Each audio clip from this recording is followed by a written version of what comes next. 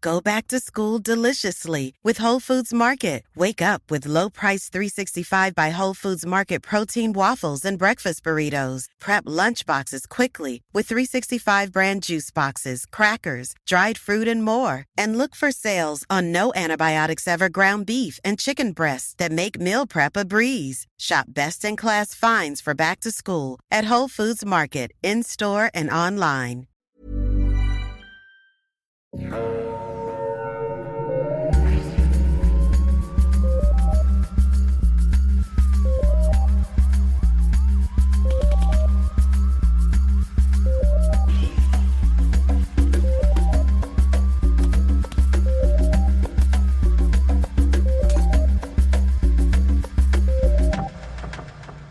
Bonjour tout le monde, bienvenue à Un peu de crime dans ton café, le podcast où on jase de crime en prenant un bon café. Et aujourd'hui, pour la dernière fois avant son départ avec son nouvel enfant. C'est même pas vrai, il reste mon épisode spécial du 100e. Ah oui, c'est vrai. L'avant-dernière fois! Je vous ai induit en erreur, vous avez été naïfs! Ouais, c'est fou être naïf de même, ça se fait plus! Alors nous accueillons Catherine. Allô? Comment ça va, Catherine? Ça va bien, toi? Ça va toujours bien. On a mangé de l'excellent poulet tikka masala. Oui, et je bois mon café de rêve décaféiné de l'Indonésie. Qu'on vous a recommandé au dernier épisode. Et là, en faisant le tour de nos listes, on s'est rendu compte que Déborah, tu nous avais recommandé la brûlerie du roi. Ben oui, fait qu'on s'excuse de pas avoir cliqué plus vite que ça. Et Déborah. On t'avait pas vu. Alors merci, Déborah, de ta recommandation. Mais aujourd'hui, avant que Catherine ne poursuive le fou récit des Jeux olympiques de Montréal, je vais vous recommander un café qui nous a été... je vais vous recommander le café que quelqu'un nous a recommandé, alors je ne suis qu'un messager.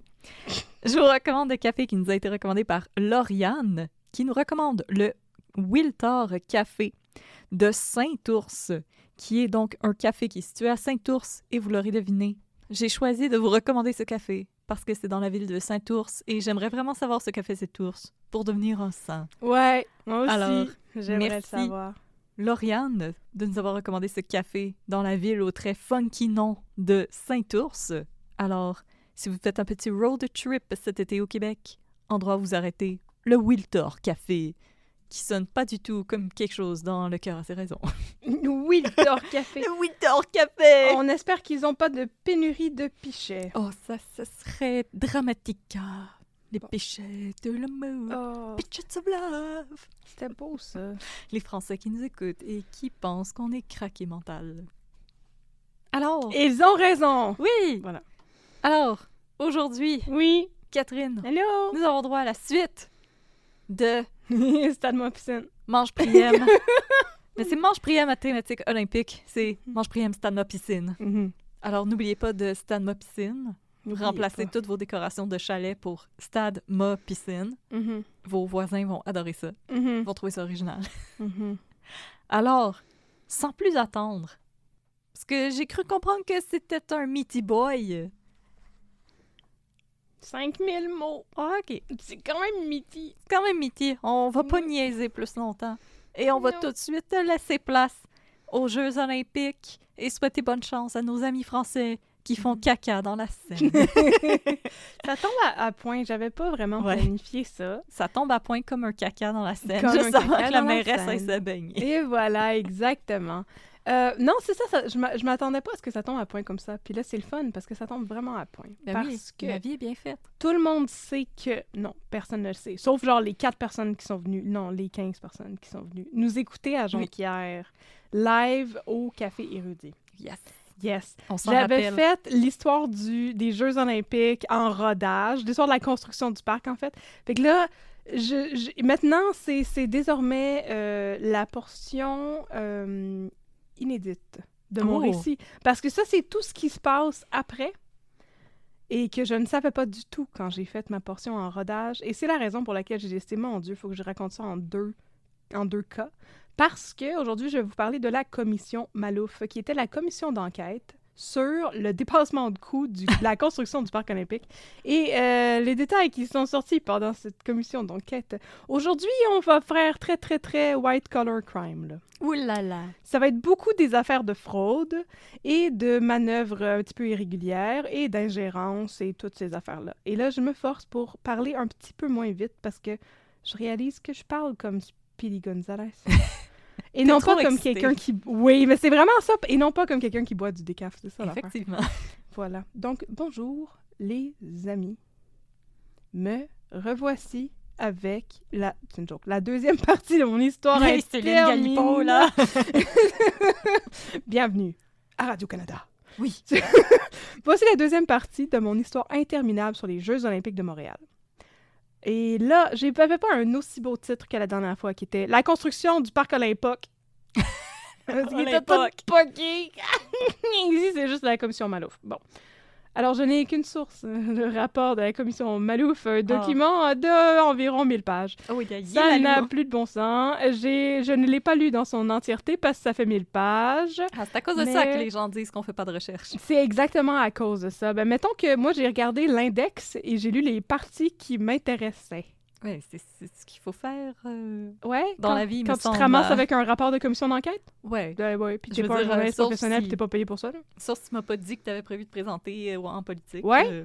OK, donc ben, c'est ça. Fait que, donc, j'en ai lu en masse pour pouvoir vous offrir beaucoup d'informations sur tous les crimes cachés derrière le logo des Jeux olympiques. dont je ris encore. Pourquoi est-il plein de trous? Est-ce un panier percé qui m'a raconté tous ses secrets? Oui. Donc, partie 1. Avant de parler de la commission Malouf, là, je vais vous parler des controverses et du boycott des Jeux olympiques de 76. Comme quoi, même après avoir construit à 75% le parc olympique, on n'était pas sorti du bois. Ah, maudit. Vous pensiez que tout était bien, qu'il finissait bien pour les Jeux olympiques, n'est-ce pas? Oui, on l'espérait. Oui. Pour nos athlètes. Oui. Mais pas pour nos athlètes. Nos athlètes n'ont pas fait grand-chose de spécial pendant les Jeux. Ben, je veux dire, oui, là, tu sais, le Canada, vive le Canada et tout ça, mais c'est pas ça qui était le plus marquant. Je pense que la Roumanie a fait des affaires plus impressionnantes. Et c'est ça que j'allais dire. Mais donc, avec les installations temporaires et les infrastructures pas finies et le beau speech de Jean Drapeau sur l'importance de faire atterrir son avion et non pas la turbulence du vol, on se rappelle que les Jeux olympiques de 1976 devaient se dérouler sous le signe de la simplicité. Mais ce n'était pas le cas. Alors, laissez-moi vous partager les faits saillants scandaleux des Jeux olympiques de Montréal. Les faits saillantes. D'abord, non. Il allait pas au squat camp, là, les Jeux olympiques, là. Ah, maudit. Donc, d'abord, il y a un boycott de la part de plusieurs pays en raison de plusieurs affaires politiques. La principale affaire, c'est que la Nouvelle-Zélande est présente aux Jeux olympiques de Montréal. Et cette présence ne fait pas l'unanimité parce que les Kiwis ont décidé un petit peu plus tôt dans l'année d'envoyer leur équipe de rugby compétitionner en Afrique du Sud, ce que les pays africains considèrent comme, tu sais, un endossement de l'apartheid. Oui, j'allais dire que, mais voyons, c'est tellement inoffensif comme pays de Nouvelle-Zélande. Je suis comme, ah oui, d'accord, ok, je vois votre point de vue. Ah ouais, donc c'est Ma gueule! Fait que, donc, il disait qu'on ne devrait pas aller compétitionner en Afrique du Sud parce que l'apartheid, et puisque la Nouvelle-Zélande était aux Jeux de Montréal, ben, il y a des pays de l'Afrique qui ont décidé de boycotter les Jeux. Et le tout se décide à quelques jours à peine avant la tenue des Jeux olympiques de Montréal, alors que la plupart des délégations sont déjà arrivées à Montréal. Ah. Puis là, au final... Non, venez, là, défaites pas vos valises. Tabarnouche. Au final, 22 pays ont décidé de boycotter les Jeux, mais il reste encore le Cameroun, l'Égypte, le Maroc et la Tunisie, qui, eux autres, ont eu le mémo un petit peu en retard. Ah, puis ils vont participer au début et ensuite changer d'idée, se désister et quitter les Jeux. Et redonner leur médaille? Je sais pas s'il y en avait gagné encore ou c'est juste des trucs préliminaires ou... En tout cas, là, je suis triste parce que moi, j'aime beaucoup le rugby aux Olympiques. Ouais, ben, je veux dire, tu peux regarder le rugby, mais pas avec du monde qui endosse l'apartheid. Ouais, non, ça, non. Ça c'est non. Ça, c'est très non. Ça, c'est très non. Puis là, en solidarité, l'Irak va aussi quitter les Jeux. Mais comme, je suis désolée, là, je vais dire ben du bashing de plein d'affaires que je connais pas tant, mais en ma qualité de quelqu'un qui a regardé quelques Jeux olympiques, dans quelle discipline les athlètes de l'Irak se distinguent exactement? Tous des pays où est-ce que je suis comme, OK, l'Égypte, peut-être s'il y avait comme du squash. Ils sont très forts en squash. Non, mais l'Irak... Je sais pas. Ils font ils on gagnent peut quelle être médaille? Surpris. On peut être surpris. Oui, bien sûr. Mais en la tout cas, Roumanie, là, c'est pas un pays qu'aux Olympiques, on est comme « Yes, Queen, rapporte toutes les médailles ». ben, comme on l'était dans ce temps-là à cause de l'URSS, parce qu'il y avait des coachs très, très célèbres, c'est vrai. dont j'ai oublié le nom. Le couple de coachs qui entraînait tout le monde. En tout cas. Bon, en tout cas. Olga et Sergueï. Probablement. Je vais prendre un wild guess. Olga et Sergueï ou Olga et Dimitri. Et Dimitri, et c'est ça que j'allais dire, et Vladimir. Voilà. Et voilà. Tout le monde est surpris par le boycott des Jeux olympiques de Montréal parce que l'Afrique du Sud est plus invitée à participer aux Jeux olympiques depuis 10 ans à cause justement de l'apartheid anyway. Et qu'en plus, le rugby n'était pas encore un sport olympique. Fait que c'était quoi le rapport? Mais c'était la solidarité internationale. C'est ça le rapport. Guys, get with the program. Mais en même temps, un jeu olympique sans boycott, est-ce que c'est un jeu olympique? Non. Fait que voilà. Non, absolument pas. Aussi, autre boycott. Que je comprends tout autant que le premier. Le gouvernement du Canada refuse que Taïwan compétitionne sous une autre bannière que celle de la Chine communiste. Excusez, la République populaire de Chine. Oui. Alors, Taïwan boycotte aussi les Jeux. Ah, avec raison. Ben, avec raison, en sacrement. Comme, the fuck le Canada de dire non, vous autres, vous êtes eux autres.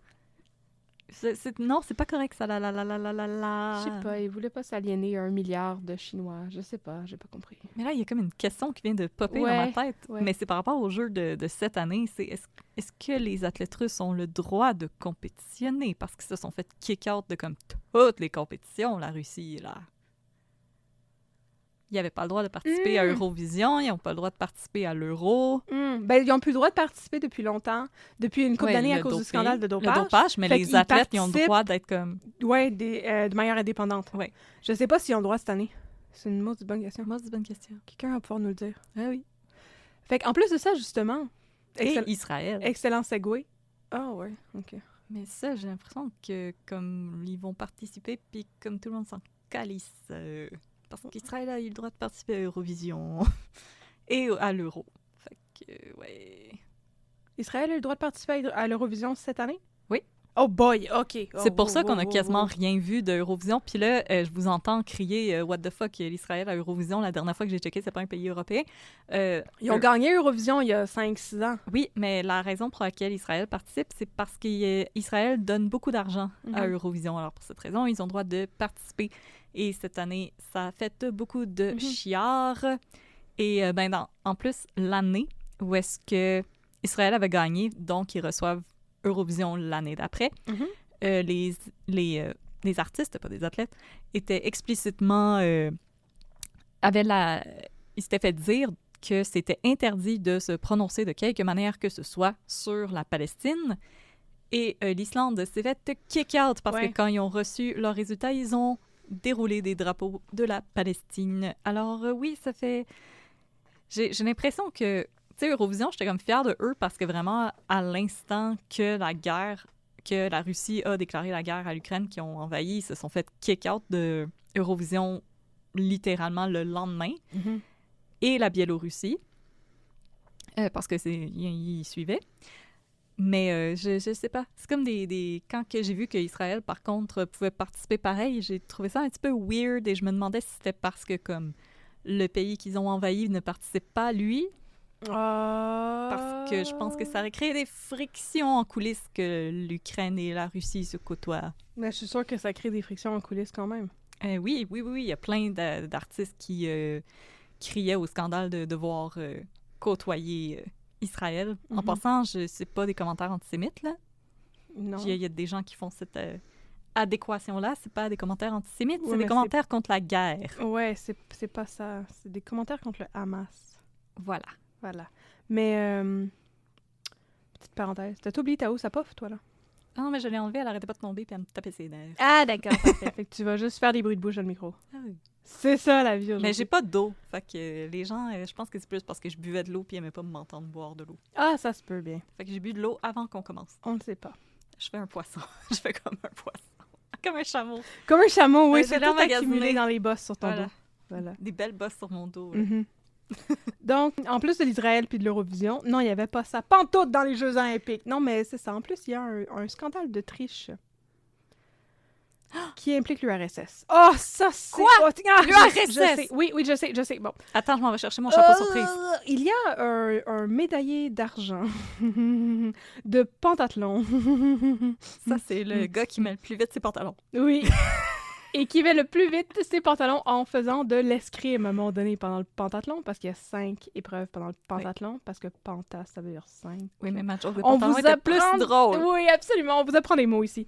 Donc, pendant la compétition de pentathlon, le médaillé d'argent Excuse-moi. Boris Onitchenko de l'URSS est pris en flagrant délit de tricherie pendant l'épreuve d'escrime et il est éliminé sur le champ. En fait, il utilisait une espèce de clicker pour activer la lumière qui devait normalement s'allumer quand un contact se faisait entre son fleuret et son adversaire, parce que escrime. Ouais. Ah ouais, il s'est fait pogner immédiatement sur le champ, puis il s'est fait crisser dehors. Attends, comment il a réussi à avoir un clicker qui faisait déclencher le truc de son adversaire? Je sais pas. La Russie devrait juste pas avoir le droit d'être là. L'URSS! Bon, et dernier scandale, très Oh my scandaleux. God. Apparemment, à la cérémonie de clôture, il y a tout à coup un immense drapeau de Fleur-de-Lysée, le drapeau du Québec, qui apparaît pendant un moment entre les drapeaux olympiques officiels, puis qui disparaît. Il paraît que le drapeau était aussi apparu, pardon. Je me suis trompée d'auxiliaire dans mon passé, dans mon... ça, c'est quoi? Ça, c'est du conditionnel passé. Je suis désolée, je m'excuse. C'est correct. Je fais honte à la langue française. Alors, il paraît que le drapeau serait aussi apparu plus tôt dans la journée pendant une compétition. Paul Et Rose. dans le contexte de l'époque, c'est scandaleux, mais c'est aussi scandaleux parce qu'apparemment, c'est illégal de hisser un drapeau autre que ceux des nations participant aux Jeux. Je savais pas ça. Fait que ça, c'est une loi là, qui existe. Donc, on peut dire que les Jeux olympiques ont été un succès foudroyant. Absolument. Yeah. Mais je sais que Infoman, ils ont essayé de faire une enquête pour trouver comme qu'est-ce qui est arrivé, puis ils ont Ouais. rien trouvé. Ils n'arrivent pas à trouver des footage de caméra, s'il y a quelqu'un qui aurait réussi à prendre une photo de quelqu'un qui montait. Ils n'ont aucune idée d'où il sort ce drapeau-là. Zéro, mais le drapeau, il est encore préservé. Le drapeau qui a été accroché illégalement. Fait que moi, je dis que c'est Paul Rose. Vive le Québec libre! libre! Et au milieu de tous ces scandales, on ne peut passer sous silence que c'est lors des Jeux olympiques de 1976 que Nadia Comaneci, la petite Ukrainienne, non? Roumaine, excusez. La petite Roumaine, pas ukrainienne pour toutes, a obtenu la première note parfaite au bar asymétrique dans le cadre des Jeux olympiques. Donc, un Perfect 10. Et vous irez voir ça sur YouTube, c'est quelque chose. C'est très quelque chose. Et elle est passée à l'histoire pour ça. C'était vraiment le premier Perfect 10 des barres asymétriques aux Jeux olympiques. Et il me semble qu'elle en a obtenu 6 autres pendant... Ça, j'ai pas écrit ça, mais il me semble que c'est ça le chiffre que je me rappelle. Ah, elle a eu 6 autres Perfect 10 pendant les Jeux olympiques de Montréal. Oui. Ouais. Mais... fait saillant que vous allez pouvoir plugger dans toutes vos futures discussions sur les Jeux olympiques, c'était pas la première fois qu'une athlète recevait le Perfect 10 pendant les barres asymétriques. C'est juste parce qu'elle était pas aux Jeux olympiques, l'autre qui l'avait eu, qui s'appelait Vera Kaslavashka. Oh! Mais si jamais ça vous intéresse, l'histoire de Nadia Comaneci, je vous recommande le roman « La petite communiste qui ne souriait pas » de Lola Lafont. Aux éditions... Lafont. Non, ça, c'est une joke. Ça aurait été drôle. non, c'est aux éditions Stanquier. En tout cas, mais le roman, La petite communiste qui ne souriait pas, de Lola Lafont, excellent roman. Elle a eu une correspondance avec Nadia Comaneci pour lui demander comment elle s'était entraînée, puis tout ça. Donc, c'est en partie fiction et en partie témoignage réel. Donc, c'était un très bon roman. Très intéressant de voir aussi une adolescente qui arrive dans un pays occidental parce que la Russie, à cette époque-là, était sous la dictature. La Roumanie. Oui, la Roumanie. La Roumanie. La Roumanie. J'ai inventé un pays. Était sous la dictature à l'époque et c'était une dictature très farfelue. Oui. De gens qui n'avaient pas d'affaire pantoute à avoir du pouvoir. Ah bon. Oui, la femme du dictateur, elle a toujours été fascinée par la médecine, puis elle a décidé qu'elle était médecin. Ah ben, je veux dire, moi aussi. Same. Vu que son mari, c'était le dictateur de la Roumanie, mais il y a personne qui a dit non.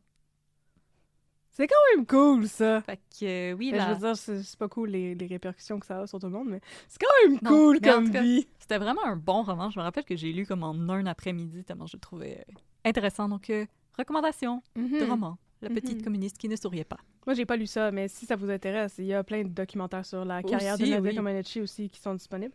Mais oui, effectivement, c'est pas mal impressionnant, ça. Fait que c'est le fun pour le Canada, que la chose dont les gens parlent le plus, c'est ça. Oui. Et non pas les scandales, les boycotts, puis l'affaire du drapeau. Fait que, regarde, on doit une solide bin à Nadia Comaneci. Il y a comme un beau silver lining, c'est Nadia Comaneci. Ouais. Puis là, maintenant, on est rendu dans partie 2. OK. Une question de budget. Question de budget. Alors, trêve de formidables accomplissements de gymnastique. Parlons de money. L'année suivant les Jeux olympiques, le gouvernement... Je crois que c'est provincial, je ne l'ai pas écrit. Quelle recherche lacunaire j'ai faite.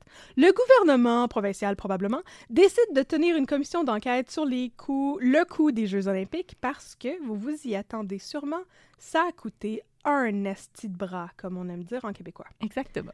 La commission est présidée par le juge Albert H. Malouf de la Cour supérieure, qui est accompagné par un comptable agréé, Jean-Guy Laliberté, et un ingénieur, Gilles Poirier, qui servent de commissaire à l'enquête. Le rapport, qui sera déposé en 1980, s'ouvre avec une citation en exergue tirée de l'Évangile selon saint Luc, chapitre 14, verset 28. D'accord. Qui de vous, en effet, s'il veut bâtir une tour, ne commence par s'asseoir pour calculer la dépense et voir s'il a de quoi aller jusqu'au bout? Sage parole, monsieur Luc. Non, mais c'est comme... J'étais comme, une citation de la Bible, qu'est-ce que c'est que cette... Ah oui, OK. Ah oui, OK, non, oui. Non, elle a sa place. Elle a vraiment beaucoup sa place. Donc, en d'autres mots, si ça te tentait de construire le parc olympique, pourquoi t'as pas estimé tes coûts de construction comme du monde tabernacle, genre drapeau? Alors, ça donne le ton, on va le dire de même. Oui. Et je dois vous avouer qu'en ma qualité de personne qui a lu plusieurs commissions d'enquête publiques, c'est ce que j'ai constaté en lisant ça. J'étais comme, hey, c'est loin d'être la première fois que je lis des commissions d'enquête dans le cadre de ce projet. Je suis comme... Mais je veux dire, des commissions Quelle d'enquête vie plate, je m'aime. Au Québec, t'en veux-tu en v'là? Non, il y en a beaucoup, mais c'est ça. Il y avait une commission d'enquête pour le Laurier Palace quand le cinéma a brûlé dans les années 20. J'avais lu une commission d'enquête sur... Oh mon Dieu, j'en avais un autre sur le bout de la langue, puis je l'ai oublié. Les enfants indisciplinés? La commission d'enquête sur le truc qui entourait tous les scandales avec Guy Favreau dans le cadre de l'affaire de Lucien Rivard. Oui. Oui. Donc, c'est ça. Ça fait plusieurs fois que je lis des commissions d'enquête. Et je dois vous dire qu'en ma qualité de personne qui aime ça, lire des commissions d'enquête, puis qui trouve ça comme intéressant... C'est très niche. Mais je trouve que le rapport de la commission d'enquête, il est particulièrement bien écrit et clair et d'un intérêt vraiment immense. Et c'était comme un page-turner. Et dites-nous si ça vous intéresse que Catherine parte un club de lecture de commission d'enquête. Ça sera peut-être pas tout de suite. Je peux faire un audiobook de la commission Malouf, si vous voulez. Ce serait malade. Ce serait écœurant comme projet. Donc, le rapport commence par le blabla habituel. Contexte, commissaire, employé, organigramme, procédure, objectif. Vous pouvez comprendre pourquoi j'ai skippé des pages. On te pardonne. Oui, c'est correct. Mais l'affaire la plus pertinente là-dedans, c'était la liste des abréviations. Parce que, tu sais, il y a le comité d'organisation des Jeux olympiques, puis il y avait le comité des Jeux... De gestion des je sais pas quoi. En tout cas, j'ai plein d'acronymes. Puis là, on s'y perdait beaucoup. Puis c'était plus pertinent encore que la liste de personnages au début des livres de Anne Robillard. Quelle comparaison! N'est-ce pas? Et là... Chevalier Rainbow, écuyer de chevalier Patentagos. Bras droit de chevalier Froulric, mort au combat, mangé par un dragon, dans le chapitre 32 du livre 14. Voilà. Il y avait vraiment un chevalier Rainbow. Pour vrai? Oui. Wesh. Calvasse. On va se faire poursuivre, là! Mais non, wesh, pareil. Bon, donc, il y avait une pièce à conviction numéro 20. Non, mais il y avait un graphique qui était intitulé la pièce 920. Oh là là. on peut prendre connaissance dans ce graphique de la répartition des coûts prévus par la Ville et le Comité d'organisation des Jeux olympiques, le COJO, ainsi que des coûts réels de la construction du Parc olympique. C'est un beau graphique à bandes.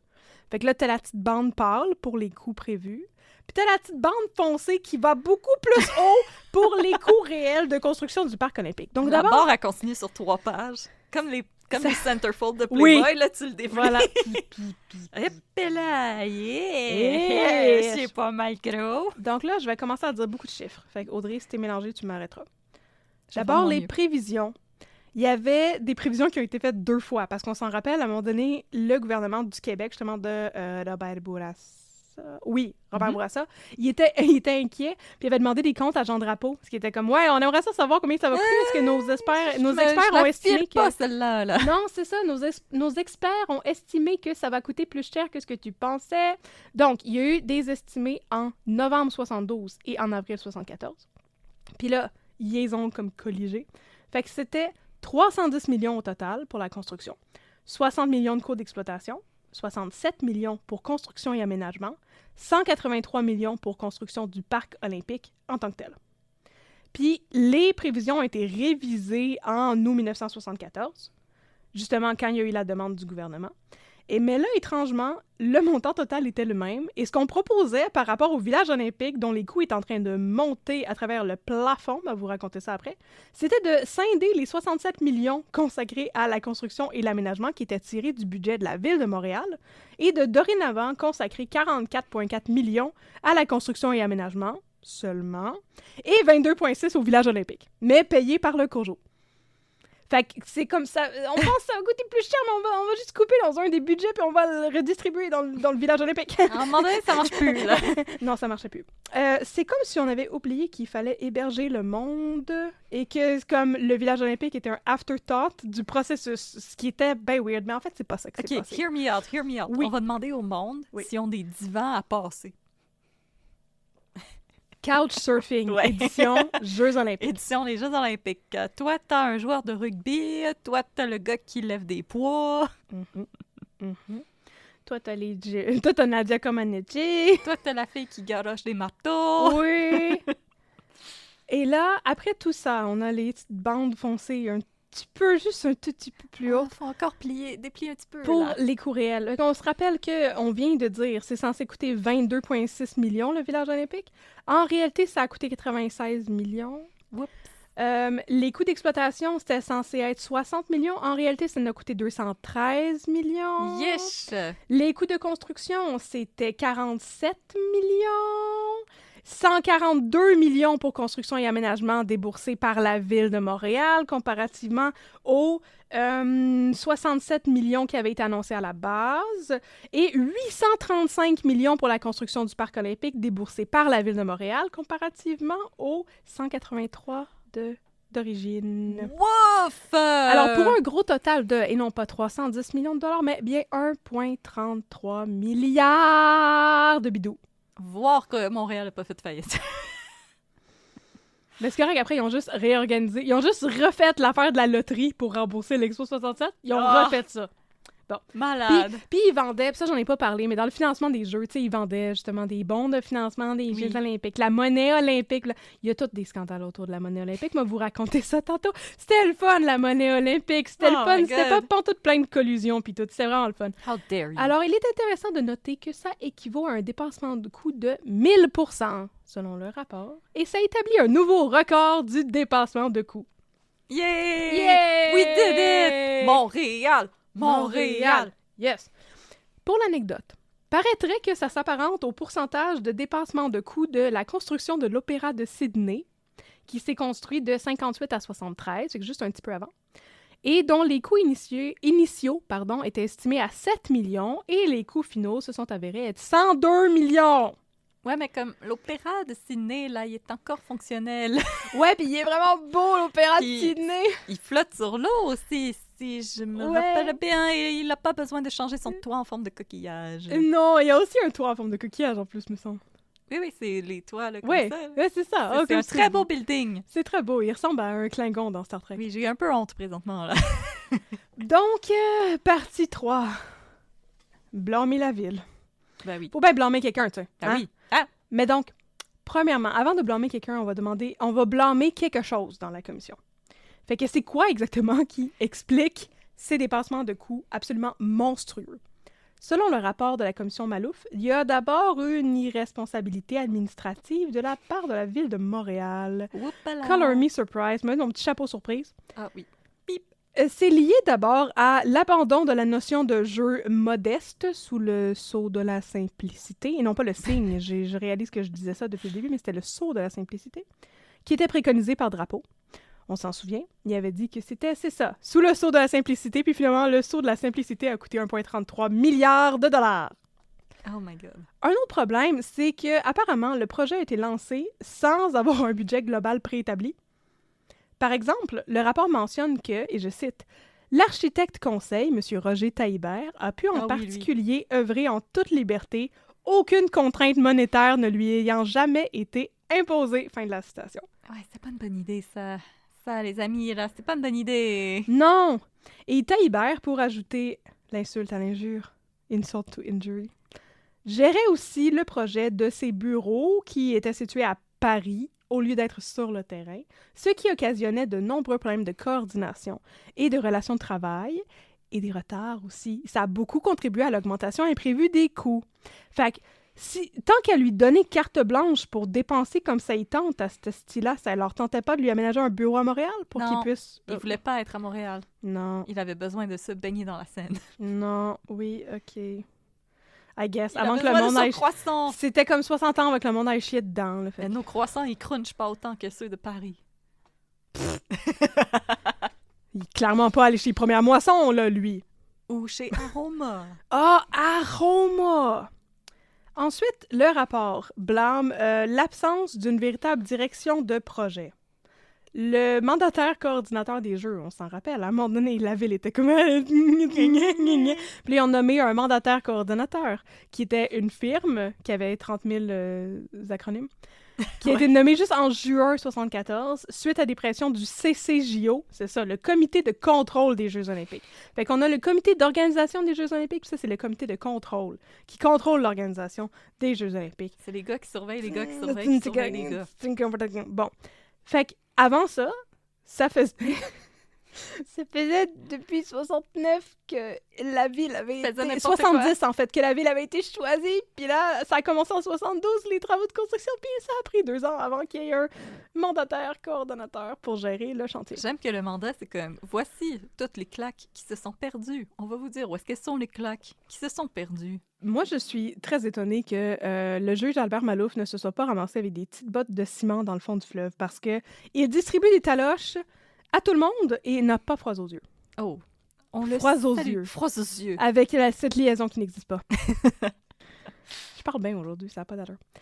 Et c'est la même chose aussi pour la gestion de la construction du village olympique. Je vais vous en reparler tantôt. Je suis sûre que j'ai une section sur le village olympique.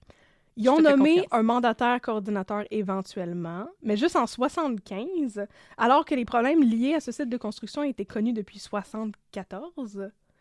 De fait, avant que la Régie des installations olympiques s'en mêle, le seul vrai boss de la construction qui supervisait tout, c'était Jean Drapeau, qui n'avait, selon le rapport, ni les aptitudes ni les connaissances nécessaires pour exercer cette fonction, mais encore, à titre d'homme politique et de premier magistrat de la ville, n'aurait jamais dû être placé dans une telle situation.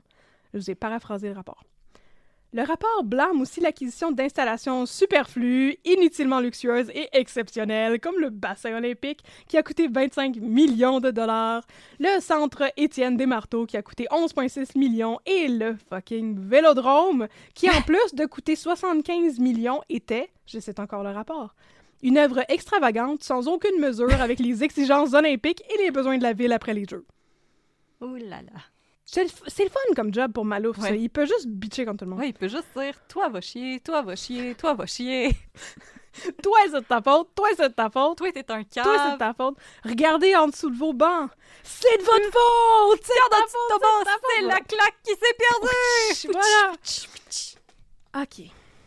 Maintenant, on va parler justement du village olympique. Partie 4. Un contre-exemple de bonne gestion de projet. Yay! Yay! Fait que c'est la faute de la ville qui a géré ça tout croche. Le COJO, lui, le comité d'organisation, a-t-il bien géré ça? COJO. Ça sonne comme un dojo. Ouais, Top G, Kojo. Yo-yo. Yo-yo. Donc, le Kojo a-t-il bien géré son affaire? Non! Ah! C'est maintenant que je vous parle du chantier du village olympique. Fait, en parallèle du méga chantier de construction Stade Piscine, le village olympique devait s'organiser. Et c'est le Kojo qui avait le mandat de s'occuper de fournir de l'hébergement. Et le Kojo retient en 1973 les services d'un certain Yvan Dubois pour organiser et superviser toute la construction du village, que le Kojo aura ensuite la responsabilité de louer pour le temps des Jeux. Fait qu'eux autres sont comme les propriétaires, puis ils vont faire de l'argent sur comme le loyer pour louer les jeux, puis éventuellement, justement, le loyer du monde qui vont aller vivre dans les installations du village olympique. Parce que c'était déjà prévu qu'ils construisaient des unités d'habitation complètes, des appartements, puis que ça allait être loué par la suite. Donc, en août, une compagnie nommée soumet un premier projet. C'est des pyramides! Ça va être des pyramides, c'est le saut de la simplicité. On va loger les athlètes dans des structures en forme de pyramide adjacentes à la rue Sherbrooke. Yeah. L'idée, c'est de construire 2 pyramides sur pilotis contenant 848 logements et offrant une superficie de 500 000 pieds carrés, en plus d'une aire temporaire et de modules de 530 000 pieds carrés. Et selon le rapport Malouf, Jean Drapeau accepte le plan du projet, même s'il n'est pas conforme aux exigences du cahier de charges sur le nombre de logements et la hauteur des édifices. Ouais, mais c'est tellement swell. On Ouais, peut mais pas ça dire non. Ça va être tellement beau. Ça va être tellement beau. Ça va être écœurant. Les gens vont être comme waouh, waouh, waouh, je Si suis en vous- Égypte. Si vous avez déjà vu les pyramides olympiques, vous savez que c'est pas tellement beau. Les 12 travaux d'Astérix. Waouh, waouh, waouh. Ils sont bien moins belles que la pyramide qui est sur le bord de la Vin là, quand tu t'en vas à Québec. Celle-là est bien plus jolie. Wow! Mais donc, OK, les pyramides, yes sir, bon. Après que le projet soit soumis au maire, les directeurs de services de la ville écrivent au maire pour lui parler des difficultés de réaliser un tel projet, surtout au niveau du financement. C'est bien le fun, disent-ils, mais ce sera pas rentable à brève échéance. Fait que comme pendant combien de temps vous planifiez que le Kojo va demeurer propriétaire de ça avant qu'il puisse s'en débarrasser, tu sais? Parce qu'ils vont rembourser toute leur dette avec les frais de location. Fait que le directeur du projet, Yvan Dubois, soumet aussi un rapport pour avertir le maire que les plans de sont pas conformes en termes de superficie habitable. Parce qu'en fait, ben, il avait demandé à ce que les buildings aient beaucoup plus de logements habitables que 848. Fait que c'était comme, ben, c'est super beau, mais comme, t'as-tu signé quelque chose puis t'avais pas pris ton café, Jean Drapeau, parce que c'est pas conforme pas tout à nos exigences. Oui, là. mais Jean Drapeau était comme, oui, mais j'aime ça, on dirait 2 totons un peu carrés. On dirait la brassière de Madonna en C'est forme de cône. magnifique. Oh, c'est joli. Mais donc, les plans sont révisés, le nombre de logements est augmenté, ainsi que on la en a rajouté superficie 2. générale. Voilà, on est maintenant à 850 logements. Il y en a même 5 qui ont des salles de bain. Quoi? Mais anyway, les salles de bain, ça fait partie des installations temporaires dans le stationnement du parc olympique. Fait qu'on n'en a pas besoin d'autres. Va chier! Va stationnement. Voilà, exactement. Fait que là, on a réglé le problème des logements et de la superficie habitable, OK? Mais il reste le problème du financement. Oui. Les directeurs de la ville ont avisé le maire qu'une solution pour assurer la rentabilité, serait de fournir au village une aide financière venant du Kojo ou d'un autre palier du gouvernement pour établir une échelle de loyer ou un prix de vente raisonnable pour désormais les 932 unités. Parce qu'on voudrait pas se ramasser avec plein de logements inoccupés par la suite qu'on aurait besoin de gérer nous-mêmes parce que personne ne veut les acheter. On va envoyer des Boy Scouts vendre des biscuits. On va envoyer les enfants passer l'Halloween avec les petits bas de l'UNICEF qui ramassent une scène à la fois. Exactement. Et voilà. Et voilà, Tout payé. C'est réglé. En tout cas, c'est un problème pour une autre fois, parce qu'il manque présentement 10 millions pour financer le projet du village olympique, qui, on s'en rappelle, là, à cette époque-là, il avait dit que ça coûtait 22,6 millions. Ça veut dire qu'il y en avait 12 puis qu'il en manquait 10. À ce stade-là, on tu fais changer... gang, Ouais, mais dans vos poches. Tu fais changer ta structure de pyramide, là. Il y a quelque chose qui marche pas dans cette histoire-là. Je veux habiter dans un gros toton. Bon. On va le faire en forme de boule à la place d'en forme de pic, OK? Fait que, apparemment, les responsables du projet, eux, ils vont de l'avant avec le projet parce qu'ils sont pas au courant du fait qu'il manque 10 millions pour le financement. Il y a personne qui communique là-dedans. Je sais qu'il n'y avait pas de cellulaire dans ce temps-là, mais il me semble... Non. Le pigeon s'était pas rendu. Non. Non. Non. Il s'est perdu en chemin. Il y a vu une belle corniche, là, quelque part sur la rue Hochelaga, puis il y a décidé qu'il campe là. J'allais me relaxer. Donc, les travaux doivent commencer en juin, mais en septembre 1974, ils sont toujours pas commencés. Puis là, pour y vendre du bois, ben c'est un gros problème parce que les délégués du COJO sont attendus à Vienne dans un mois pour rencontrer le Comité international olympique et ils savent que tout pourrait foirer si alors, parce qu'on est en septembre 1974, puis les Jeux doivent se tenir à l'été 76, s'ils n'ont pas une entente signée pour la construction de l'hébergement des fucking athlètes. Tu sais? Fait que les contrats finissent par se signer à la fin octobre 74, mais la ville se retire du projet et décide que c'est plus eux autres qui vont s'en mêler maintenant. C'est ça l'affaire des coûts d'aménagement qui ont baissé de 66 à 44 000. Puis là, c'était comme, il y a 22 000 là-dedans, c'est pour le village. C'est le COJO qui s'en occupe, c'est ça. Mais le COJO n'a pas les moyens ni les capacités de gérer le COJO. Fait que là, ils vont engager un architecte pour diriger le projet. C'est l'affaire du coordonnateur mandataire-coordonnateur. Et celui-ci, il dit immédiatement au COJO, c'est bien le fun, vous avez signé plein de papiers, mais moi, j'ai besoin d'une équipe pour mener ce projet à bon port. C'est pas moi qui va le bâtir, là. Il regarde c'est pas ça. ma job. Okay? C'est un architecte, il regarde ça, il regarde les plans puis tout, puis il est comme, OK, avec les délais qu'on a, j'ai besoin que tu me fournisses une équipe de 20 personnes pour mener ça à bon port. Et le COJO lui donne 4 personnes. Mais ils sont vraiment forts. Check les bras là-dessus. Là. Ils sont vraiment tough. Puis il y en a un qui s'appelle Steve. On l'appelle Steve la menace. Fait que c'est pas pour rien, OK? Tu peux pas dire qu'on t'aide pas, là! Non, c'est ça. Il travaille pour deux. Puis pendant ce temps-là, la caméra zoome sur Steve qui est en train comme de manger 2 Big Mac en même temps dans un coin. Bon. Fait qu'en décembre 74, le COJO engage une firme de consultants pour faire une étude du système de contrôle mis en place sur le chantier du village olympique. Le rapport est rendu fin janvier 75 et il est formel. C'est une gang de caves.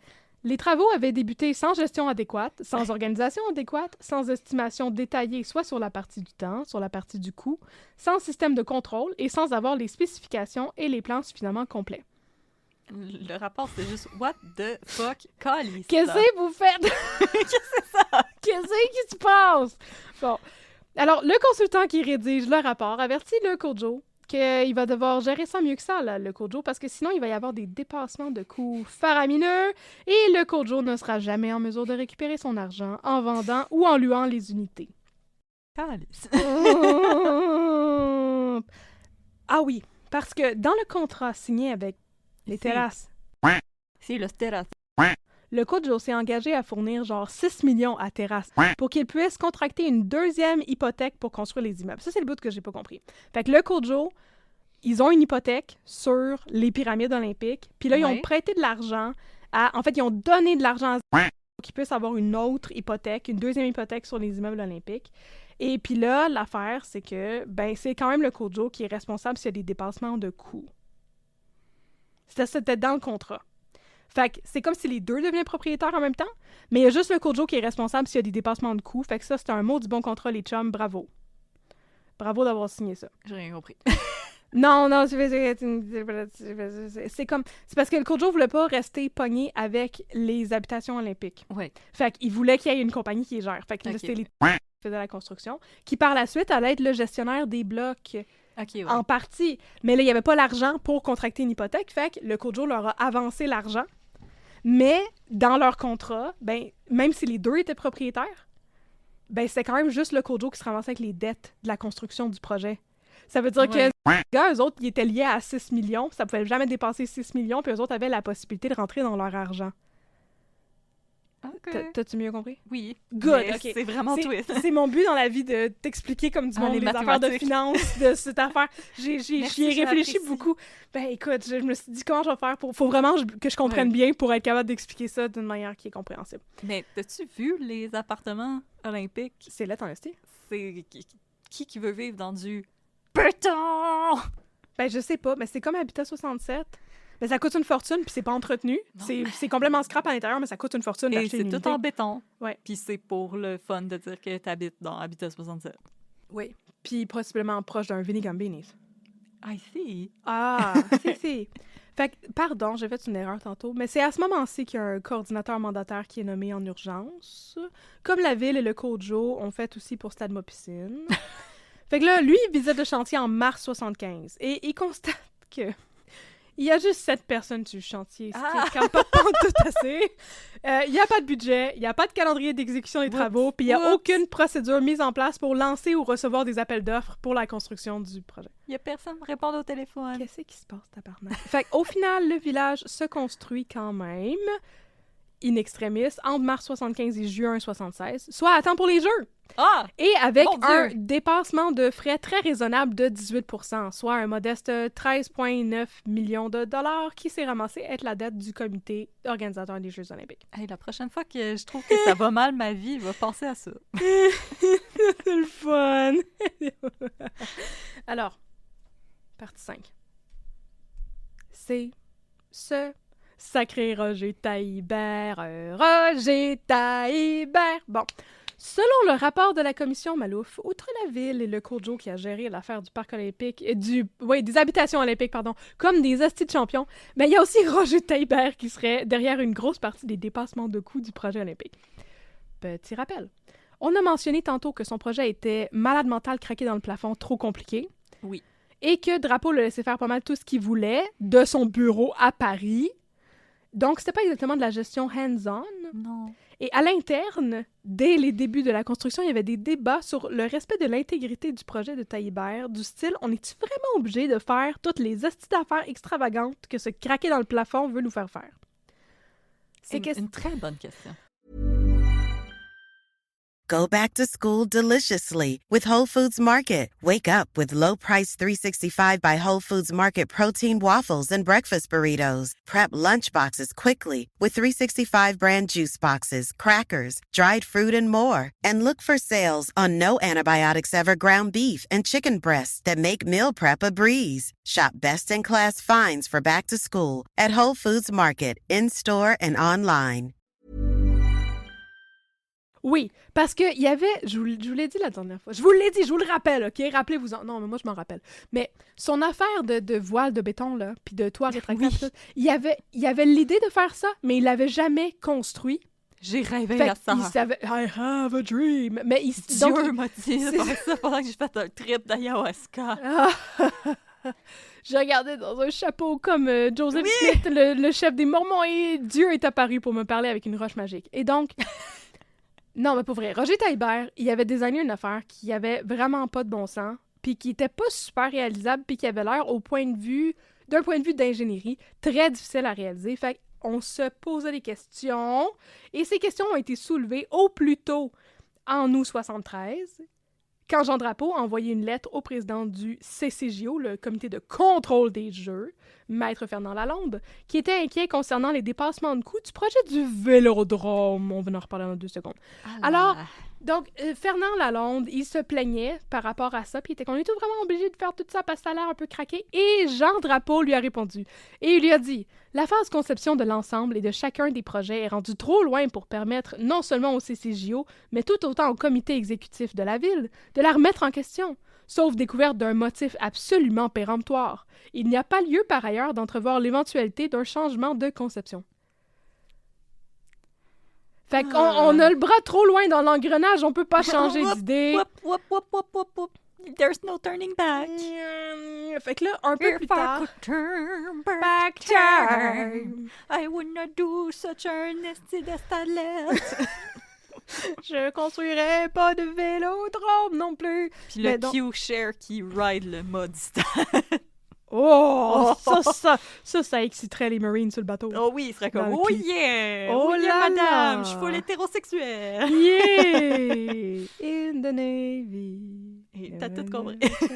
Un peu plus tard, le même mois, le CCJO, lors d'une réunion, note à son procès verbal l'affirmation suivante. Advenant le cas où les coûts estimatifs ne pourraient être maintenus à l'intérieur du budget prévu, le stade, ne pourra pratiquement pas être modifié à moins d'être entièrement repensé. Non. Ça veut dire vraiment, on est trop avancé. Puis là, même si on réalise que ça n'a pas de sens pantoute puis ça va coûter trop cher, on n'a aucune possibilité de faire marche arrière à part ne pas l'achever du tout. Mais Manon qui vend, là, il a refait son patio, il pourrait peut-être nous donner son auvent. Oh, c'est ça. Oh, ça serait gentil, ça. S'il y a des gens qui veulent nous donner leurs abris tempo dont ils n'ont plus de besoin. Oui, on pourrait aller chez Club Piscine, ils pourraient nous faire une soumission pour un gazebo pour le top du stade, parce que le mât, ça va coûter trop cher. C'est de la merde. J'étais rendue dans les maritimes tout d'un coup. Oui. Il n'a jamais été question... OK, excusez. Donc, on peut pas changer les plans de Taillibert. Ça coûterait bien trop cher, mais on pense que même si ça va coûter trop cher, on n'a pas d'autre choix que de les exécuter. Et de surcroît, en commission parlementaire en janvier 75, parce que le monde se posait des questions là-dessus, Jean Drapeau affirme: il n'a jamais été question de diviser le projet. Le projet en est un d'intégrité totale, au point de vue du génie, au point de vue financier. Toute la conception est la conception d'un seul et unique projet sur le plan technique. Si on commence à toucher à un élément du complexe, avec un C majuscule, tout le complexe s'effondre! Il va s'effondrer! Il faut le remplacer par un autre. Stade ma piscine! Il faut remplacer tout le complexe au content. Fait que là, si vous n'êtes pas content, là, on va raser Stade ma piscine, puis on va faire d'autres choses. Ça va coûter de l'argent. C'est cela, dit-il à la fin de son avis. Fait que c'est ça. Cela. Fait que ta gueule. Ben voilà. Hein? Ça, c'est mon dos, débarque. Tout le monde savait que le projet était peut-être un peu trop ambitieux, mais personne n'était prêt à tenir tête à Taillibert et à le forcer à modifier ses plans, qui ont en effet occasionné une foule de dépassements de coûts. On s'en rappelle, c'était censé coûter genre 180, ça a coûté 800, je sais pas combien, de millions. Yeah! Bon, OK, il y avait aussi des paramètres qui échappaient au contrôle de Roger Taillibert, certes, comme ceux liés au coût des matériaux, parce que l'inflation avait fessé dans le dash, apparemment, mais il y en avait d'autres qui étaient comme 100% de sa faute, comme le fait que son projet nécessitait de nouvelles techniques de construction qui étaient à un niveau de complexité assez important et qui n'avaient jamais été testées au Québec auparavant. Par exemple, selon le conseiller technique Raymond Tessire, c'était la première fois qu'on utilisait au Québec la précontrainte par poste tension, qui est une méthode de construction très répandue aujourd'hui. Aucune idée qu'est-ce que ça veut dire, je m'excuse, je peux pas t'expliquer ça. Fait que c'était la première fois qu'on utilisait ça au Québec, fait que ça, c'est pas juste un problème parce que, comme on l'a jamais fait auparavant puis on sait pas si ça fonctionne avec le climat, c'est aussi parce qu'on l'a jamais fait auparavant, fait qu'on sait pas comment le faire. Fait qu'il faut qu'on apprenne des nouvelles techniques de construction. Tu sais, c'est pas adapté pantoute à la réalité d'ici, là. Puis tout ça, ça aurait pu être évité. Je sais que le hindsight, c'est 2020. S'il avait engagé un architecte québécois... Qui, comme, ah oui, l'hiver! Fait que aussi, la voûte autoportante du Vélodrome était un exploit impressionnant et les techniques pour couler la structure du béton étaient d'une rare complexité.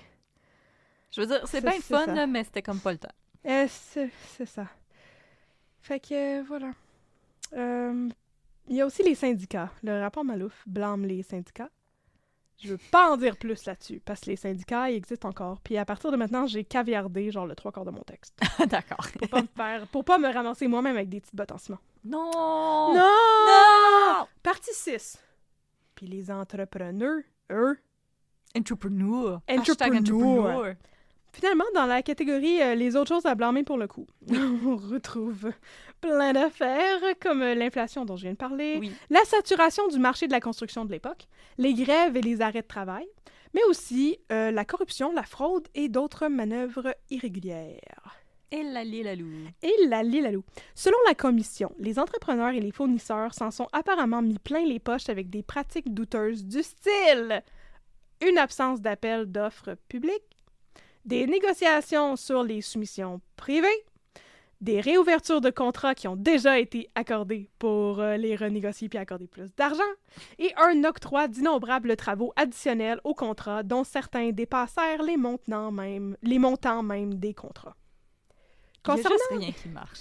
Non, il y a juste rien qui marche, puis il n'y avait aucun oversight, fait que le monde se sont gâtés en termes de pratiques pas régulatoires. Concernant les pratiques douteuses, le rapport Malouf explique que celles-ci ont été difficiles à enquêter en raison du, je le cite encore, manque de témoins, soit à cause de décès ou de disparition, soit par crainte de représailles. De disparition! Par intérêt personnel ou par manque de conscience sociale. Je vous avais dit que je m'étais étonnée qu'ils ne s'étaient pas ramassés dans le fleuve avec des petites bottes de béton. Là. Oh my God! Cela étant dit, le volume 4 du rapport, qui comporte environ 200 pages, fait quand même l'étalage de ben des détails, mais donc, dans le but de ne pas me ramasser avec des petites bottes de béton, J'ai écrit, en fait, dans l'espoir de demeurer en vie dans mon script. Oui. J'ai décidé de tronquer les noms des personnes mentionnées dans les allégations suivantes. Puis là, on entre dans le monde des allégations. Oh, le monde interlope. C'est le monde interlope de l'ingérence et des allégations de corruption. Ouh là là. D'abord, il y a eu du chantage à l'endroit de certains entrepreneurs impliqués dans la construction du village olympique.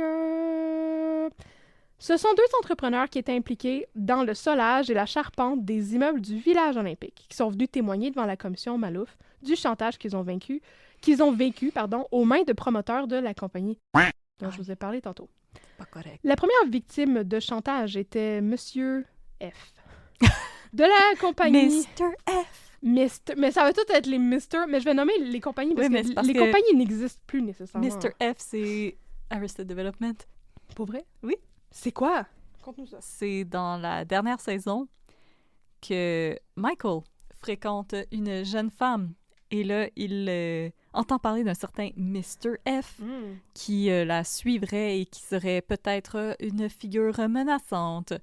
Mais finalement, il apprend que Mr. F, ce n'est pas un Mr. F, c'est l'acronyme MRF, qui veut dire Mentally, mot en R qu'on n'a plus le droit de dire, female, oh mon parce que la femme que Michael côtoyait avait un retard mental. Excusez. Oh, Catherine était comme « Non! Wow! » qui était jouée par Charlize Theron. OK. Et donc, c'était juste pour dire qu'elle avait un léger retard mental et le monsieur qui pensait que c'était Mr. F, c'était juste la personne qui avait sa charge pour pas qu'il y arrive quelque chose. Ah, d'accord. Alors, fait que c'est parce que dans toute la saison, toutes les fois qu'il dit Mr. F, il y a une voix qui fait Mr. F. Oh. Là, Monsieur F, dans ma tête, ça fait Mr. F. Ben, c'est Mr. F. Ah. Mr. Il va y avoir un autre Ah. Mr. F plus tard. Tu vas pouvoir rechanter ton jingle. Youpi! Les Donc, fans d'Arrested Development. Mr. F. Oui. Il travaillait pour une compagnie de construction qui faisait affaire avec...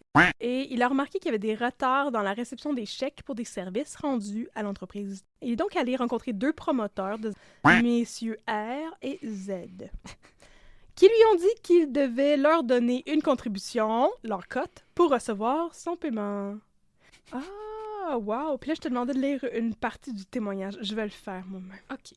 Ouais, parce que là, je te l'ai même pas envoyé. C'est correct. Donc, voici une partie traduite du témoignage, parce que dans la commission Malouf, c'est en anglais, parce que c'est tous des anglophones. Ben, la plupart. Ben, je veux dire, les entrepreneurs à qui on parlait, c'était des anglophones, puis tout. Fait qu'ils ont dit « Nous avons poussé le travail très, très fort. Ils sont pas stupides. Ils gardaient la trace de nos hommes, ils gardaient la trace de nos coûts, etc., de nos coûts, et ainsi de suite, et ils voyaient que nous gagnions de l'argent. Ils ont demandé une contribution. J'ai dit « Qu'est-ce que vous voulez dire par contribution? Je fais mon travail, je suis performant. » J'ai dit « Écoutez, laissez-moi voir comment le travail va, et je vous donnerai peut-être un crédit sur le contrat. » Je l'ai déjà fait pour d'autres emplois. Vous savez, il arrive que vous ayez un différend où vous travaillez bien et le gars n'a pas bien travaillé. Avec certains entrepreneurs généraux, j'ai donné un crédit sur le contrat. C'était pour promouvoir les affaires, j'imagine. C'était de la bonne volonté. Mais dans ce cas-ci, il voulait pas de crédit sur le contrat. Il voulait de l'argent liquide. Fait que par la suite, Monsieur F. Mr. F. a reçu des menaces plus explicites qui lui ont exposé le risque qu'il encourait s'il refusait de se soumettre aux exigences des 2 promoteurs et il leur a remis la somme de 10 000 $ comptant. Messieurs R et Z, les 2 extorqueurs, là, ont réitéré leur demande une seconde fois et Monsieur F. Mr. F. leur a donné un autre 10 000 $. Un autre entrepreneur, Monsieur M, d'une autre compagnie, a aussi été victime de chantage de la part des 2 mêmes gars de la compagnie de terrassement. Il lui aurait versé un total de 35 000 $ en réponse à ces menaces. Et éventuellement, Messieurs F. Mr. F. et Messieurs M ont parlé de ce qu'ils vivaient et ils sont allés ensemble confronter les 2 extorqueurs. Oh! Ah! Et Comme un ceux-ci- journaliste d'enquête ou de la facture. Et ceux-ci leur ont répondu qu'ils savaient qu'ils auraient droit à un gros boni bientôt et qu'ils voulaient être récompensés, pas avec des peanuts. Mais Pour bien avec citer- des noix de Grenoble ou des noisettes ou peut-être même des cachous enrobés de chocolat. Peut-être même des pacanes, que tout le monde sait que ce sont les meilleures noix de toutes les noix. Des pacanes au beurre. Mais donc, ils voulaient être récompensés, pas avec des peanuts, pour citer le témoignage de M. M à la commission. Fait qu'une autre irrégularité importante a eu lieu concernant la construction du village. Il s'agit de facturation mensongère qui concerne une firme dont le nom était en polonais et que quelqu'un m'a aidé sur Discord à apprendre la prononciation. Puis là, j'ai juste décidé Zofia! Oui, Zofia! Et là, j'ai juste décidé que je caviardais les noms de tous les gens qui avaient fait des allégations contre les compagnies. Fait que... Ouais, c'est fais ça.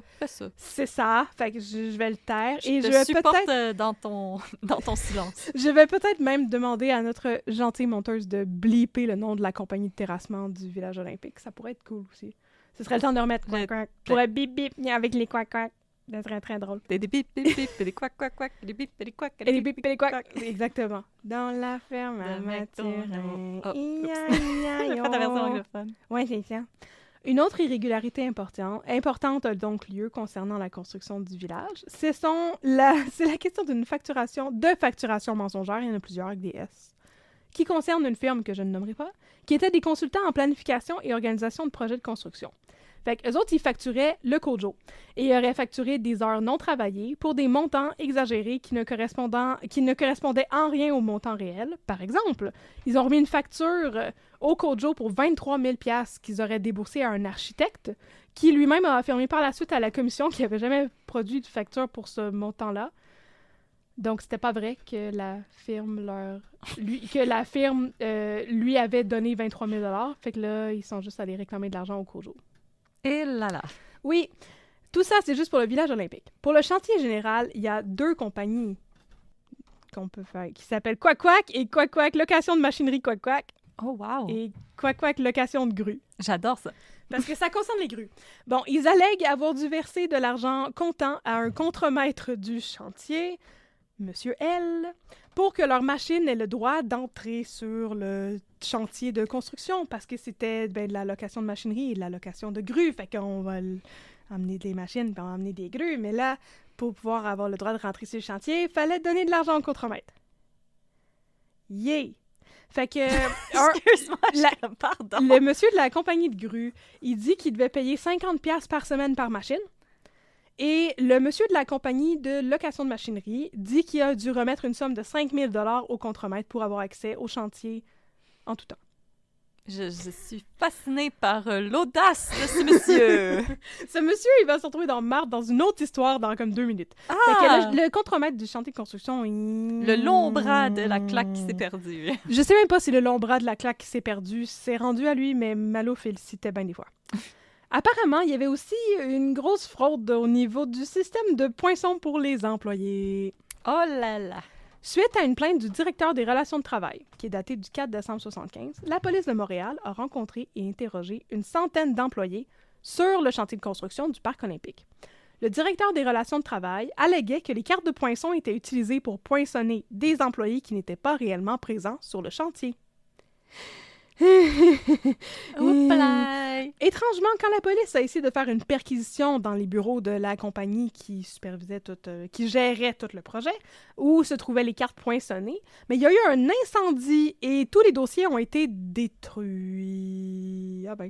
Donc, selon les employés interrogés, il n'y avait presque pas de supervision sur le chantier. Les entrées et sorties n'étaient pas guettées non plus. La procédure pour le poinçonnage, elle, était très simple. T'arrives là-bas avec ta petite carte de poinçon. Il y a une guérite, tu la présentes au gars qui est à la guérite. Puis là, tu dois t'identifier. Puis, je veux dire, tu t'identifies si le gars, il te reconnaît pas. Là, je veux dire, c'est comme si... C'est Joe Blow, c'est mon ami! Je le reconnais, mais là, tu t'identifies. Puis là, on te remet ta carte après. Puis, oui, tu es bien Joe Blow, ça le dit sur ta carte. Puis là, tu vas la poinçonner toi-même dans le truc. Puis en sortant, tu fais la même affaire. Puis tu donnes ta carte. Oui, c'est ça, pardon. En sortant, tu redonnes ta carte au petit guichet. Fait que là, c'est le monsieur du petit guichet qui est comme « Ah, c'est Joe Blow, il cherche ta carte, il te donne ta carte, puis tu vas la poinçonner. » Fait que durant la... C'est-tu clair? Oui. J'ai expliqué ça toute croche, OK. Durant la journée, c'était le contremaître de chantier qui notait les heures de travail. Fait que, tu sais, t'arrives. Oui. Puis là, bon, bonjour. il y a tout ça au guichet. Je m'appelle Joe Blow. Le contremaître de chantier, là, après ça, il note toutes les heures de travail. Puis là, s'il y a une disparité entre les heures de punch de la guérite et les heures de punch de la feuille du contremaître, ben c'est la feuille du contremaître qui prévaut. Ah! Alors, en théorie, selon la police de Montréal, quand ils ont fait leur enquête, il était pleinement possible de soudoyer le contremaître pour qu'il inscrive plus d'heures que celles travaillées ou qu'il note la présence d'employés qui n'étaient pas là. Tu peux-tu noter, mon ami, Bill Blow? Moi, je suis Joe Blow, mon frère, Bill Blow. Billy s'est pas présenté à la job aujourd'hui, il a bien mal à la gorge. Oui, bien sûr, je vais le noter sur ma feuille. C'est ça qu'il alléguait. Bon, de plus, pour citer le rapport, l'enquête de la police de Montréal révèle qu'il y avait des contremaîtres qui indiquaient n'importe quoi sur les feuilles de temps, mais d'autres contremaîtres venaient au poinçon pour vérifier à quelle heure les ouvriers dont ils devaient s'occuper avaient commencé et fini leur travail afin de bien remplir les feuilles de temps. Fait que c'est pas tout le monde qui faisait ça. Le manque d'uniformité rendait tout le contrôle du temps illusoire, sinon impossible, car le commis n'avait plus aucun moyen de contrôler le temps inscrit sur les cartes de poinçon. Le temps est hors de contrôle! À quoi ça sert que je sois ici pour leur donner leur carte de poinçon? Ils font n'importe quoi! Les petits trous partout! Oui, exactement! Sur toutes les feuilles de poisson. Au sujet de ce qui précède, la preuve démontre que Je suis encore en train de citer le rapport de la commission Malouf sur l'enquête. Bon. La preuve démontre que des commis au poinçon, aussi bien que des ouvriers et des contremaîtres, poinçonnaient les cartes d'ouvriers absents du chantier. Fait que si le contremaître voulait pas puncher Billy Blow, tu pouvais aller voir le gars à Guérite puis demander de puncher Billy Blow, puis des fois, il le faisait. Ah. Certaines déclarations notées par la police ont même révélé que certaines personnes exigeaient des sommes d'argent pour poinçonner les cartes d'ouvriers absents. Fait que oui, je vais puncher ton frère Billy Blow, mais donne-moi 5$. Dans son livre sur la construction du stade, Roger Taillibert a voulu se défendre un peu. Il a écrit un livre, ce style-là. Ouais. Et je l'ai lu, c'était bien intéressant. Et lui aussi a fait des allégations qui allaient dans ce sens-là, parce que c'est pas ma faute. La base de son livre, c'était, oui, c'est ça. If I did not do it. Non, I did not do it. Et ce n'était pas ma faute, c'était la faute de la corruption sur les chantiers de construction. Puis lui, il pouvait écrire ça parce qu'il était à Paris puis il avait moins de chances de se ramasser avec des petites bottes de béton dans le fond du fleuve. Donc, le long bras de la mafia montréalaise. Il est long. Et donc, selon Roger Taillibert, il y a eu beaucoup de problèmes causés par la corruption sur le chantier. Il y avait des fournisseurs qui étaient payés plusieurs fois pour le même chargement, entre autres. Fait que le camion entrait d'un côté du chantier, il ressortait de l'autre bord, il faisait le tour, il revenait à l'entrée, il déclarait un nouveau chargement, mais il n'avait rien déchargé pour tout. Ça, c'est selon Taillibert. Tour de passe-passe. Selon lui, vous voyez les roches, vous les voyez plus. Vous voyez les roches, vous les voyez plus. Donc, selon Taillibert, il y avait aussi des travaux qui étaient refaits plusieurs fois inutilement, du vol de matériel, du vol d'outils, et tout ça, ça a fait considérablement augmenter les coûts du projet. Fait que c'est pas la faute de mon design complètement craqué dans le plafond débarqué sur mon dos. Ah là là, c'est pas ma faute du coup, c'est le vol d'outils. Les gens arrêtent pas de voler des pinces à bout plat, c'est pas ma faute. Ouais, les gens volaient des poinçons. Et là, l'affaire, c'est que tout cela, c'est sans compter les emplois et les contrats fictifs qui ont été octroyés. En effet, plus d'équipements que nécessaire étaient loués pour garder plus de travailleurs sur le chantier, mais c'était des travailleurs qui n'existaient que sur papier, selon Taillibert. Parlant de dépassement de coûts, il y a aussi un cas célèbre qui sera rendu plus tard public dans le cadre de la commission d'enquête, justement. Celui de la grosse Bertha, qui était le seul cas que j'avais, la seule situation spécifique, en fait, de corruption que j'avais mentionné quand mon cas était en rodage à Jonquière. Donc, la grosse Bertha, c'était une grue. Elle est livrée sur le chantier. Et il y a 4 mois qui passent. Et la grosse Bertha, ben, la compagnie de location de grue, elle est payée chaque jour parce que la grue, elle est sur le chantier de construction chaque jour. Et elle passe 4 mois parquée avant de commencer à travailler. À faire de quoi. Et tout cela était facturé 500$ de l'heure, 5 jours par semaine pendant 4 mois. 500$ de l'heure dans les années 70. Jésus, banane! Oui, mais c'était la grosse Bertha, OK? Tu sais, il y avait l'affaire qu'il pensait que ça allait prendre 2 grosses grues faire le truc, puis finalement, ça prenait comme 8 grosses grues puis 25 grues mini, là. Cette grue est mieux payée que nos professeurs. Cette grue est très bien payée, puis elle faisait rien pour tout. Pendant 4 mois. Après ça, travail. En plus, il y avait l'affaire des médaillons olympiques. Ça, c'est l'affaire de la monnaie. Ouais. Bon, je sais, ça n'en finit plus de finir, cette liste de manœuvres irrégulières. Je m'excuse, c'est bientôt fini. Moi, je suis sûre que les gens, ils en redemandent. Ça fait combien de temps je parle? Une heure. On n'est pas correct. Bon. En janvier 1976, là, il décide, nous allons créer des médaillons avec le logo du comité d'organisation des Jeux olympiques de Montréal.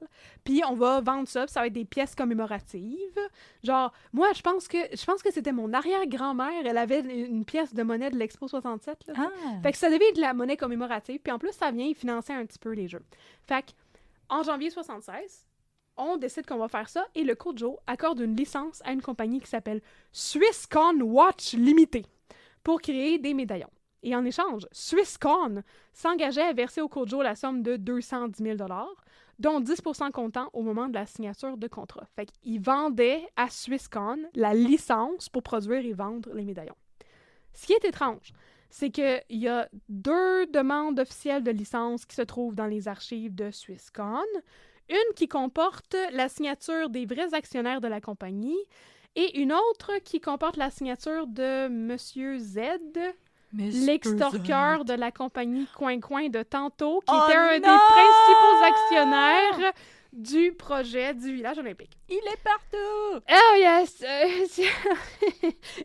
Alors, son nom apparaît sur un des contrats où est-ce qu'il cède les droits à Swisscon Watch Limited Patentagos, aux côtés de celui d'un autre vrai actionnaire, qui était Monsieur F. Et celui-ci, Monsieur F, justement, quand il a été questionné par rapport à ça, il était comme « Mais c'est pas ma faute. C'est un gars du Kojo qui s'appelait Gerald Snyder qui l'aurait forcé à s'associer avec Monsieur Z si Swisscon désirait obtenir la licence. Parce qu'il était comme « On va pas juste tout vous donner ça en Suisse puis plus jamais n'entendre parler. Vous êtes obligé de créer un partenariat avec quelqu'un qui est à Montréal. Prenez donc le gars qui est un des actionnaires principaux du village olympique. » Me semble. Donc, si la licence a été accordée à Swisscon, la compagnie n'a jamais pu en profiter parce que quelques jours avant que le contrat soit signé, les droits de la licence ont été cédés à une autre compagnie immatriculée aux Bahamas, dont un des principaux actionnaires était le même Monsieur Z. Non! Un autre était le Monsieur F. Il était partout! Il était partout! Et un autre des actionnaires de cette compagnie aux Bahamas, c'était le Monsieur F de la compagnie Swisscon, qui avait dit « C'est pas ma faute, c'est le gars du Kojo qui m'a dit de m'associer avec lui. » Fait qu'apparemment, ils se sont pas juste associés sur un contrat. C'est le meme de Spider-Man! Oui! Puis là, les deux, ils s'étaient associés pour fonder une nouvelle compagnie qui allait être immatriculée aux Bahamas. Je suis fatiguée. Et là, un mois plus tard, Monsieur F, le monsieur suisse, il a cédé 50% de la commission qu'elle allait recevoir de la part d'une compagnie de fabrication de médaillons à Monsieur Z. Fait que là, il était rendu à genre 25% de part, 75% de part pour le Monsieur Z du village olympique. Mais le Kojo n'est pas exactement blanc comme neige dans cette affaire non plus, parce que l'affaire... Tu m'étonnes! Ouais! Parce qu'apparemment, les allégations de Monsieur F, qui était comme c'est le doute du Kojo, qui m'a dit de faire ça, ben apparemment, c'était vrai. Ah ben... Fait que Monsieur Snyder, il commence par se défendre devant la commission Maloof. Et il se contredit aussi dans sa défense en affirmant qu'il n'était pas au courant des arrangements entre Monsieur F et Monsieur Z. Et puis après ça, il dit que c'est lui-même qui a eu l'idée de les amener à s'associer, question d'avoir un Canadien impliqué dans la transaction. Fait que, t'étais au courant ou t'étais pas au courant? Qu'est-ce qui se passe? Fait que, fin 1977, la compagnie Swisscon / la compagnie des Bahamas avait une dette de 92 000 $ envers le Kojo, ce qui représentait le solde du montant minimum de droits garantis par Swisscon puis la compagnie des Bahamas. Or, il semble que le Kojo n'a jamais été capable de recouvrir ce que les compagnies lui devaient, parce que Swisscon a fait faillite suite à une requête en faillite déposée par une autre compagnie détenue par Monsieur Z. Et suite à la faillite, le Kojo, ils ont juste barré la dette sur leur liste de créances et n'ont apparemment jamais intenté d'action pour recouvrer le montant du côté de la compagnie immatriculée aux Bahamas. 92 000 $! C'est Monsieur Z, il doit vivre une estime de lui. Hein? Je ne veux pas le mentionner, il me fait peur cet homme. Je sais pas s'il est encore vivant. Donc, c'est Monsieur Z. Ben, c'est Monsieur Z. Alors, tout ceci, en plus d'être ben louche, a occasionné un déficit important dans le budget du Kojo. Bon, maintenant que je vous ai donné super mal à la tête avec toutes mes histoires de collusion, de construction et de corruption, nous sommes arrivés à la mini-conclusion. Que peut-on en retenir? Eh bien, on peut en retenir que si on trouvait que les Jeux olympiques de Sochi ont été gérés tout croche, c'est parce qu'on a la mémoire bien courte pour un peuple qui est censé se souvenir. Puis que la construction du parc olympique de Montréal a été un véritable cauchemar du début à la fin.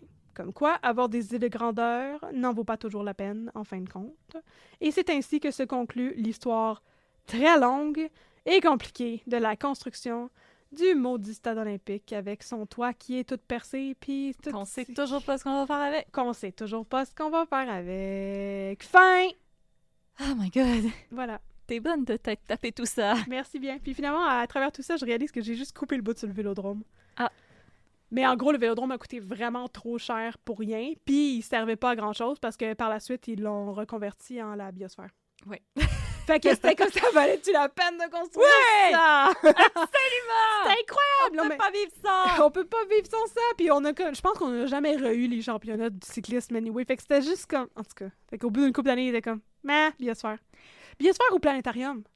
Parce qu'aujourd'hui, une grosse partie du parc... Bonne question. qui s'est occupé par la biosphère et par le planétarium, qui sont un à côté de l'autre, à côté du stade lui-même, de Stadma Piscine, qui existe encore. Ouais. Stadma Piscine! Ben, c'est ça, c'est ce que j'allais dire. Anyway, les équipes du Tour de France, quand ils viennent à Montréal, c'est Camille et Hood qui montent, Ouais, c'est vrai. puis qui font en rond. Parce que c'est pas le même genre de compétition, anyway. Non, effectivement. C'est ça. Fait que, Fait que, ça servait-tu à quelque chose? non, Non. pas en tout. Mais voilà, Calisse. c'est la fin. On s'en calisse beaucoup. Et tout ça aura coûté à la ville 1,33 milliard. Ben, à la ville puis au Codo. Bon, ben, un gros merci au maire Jean Drapeau. Ah! Et à Roger Taillibert.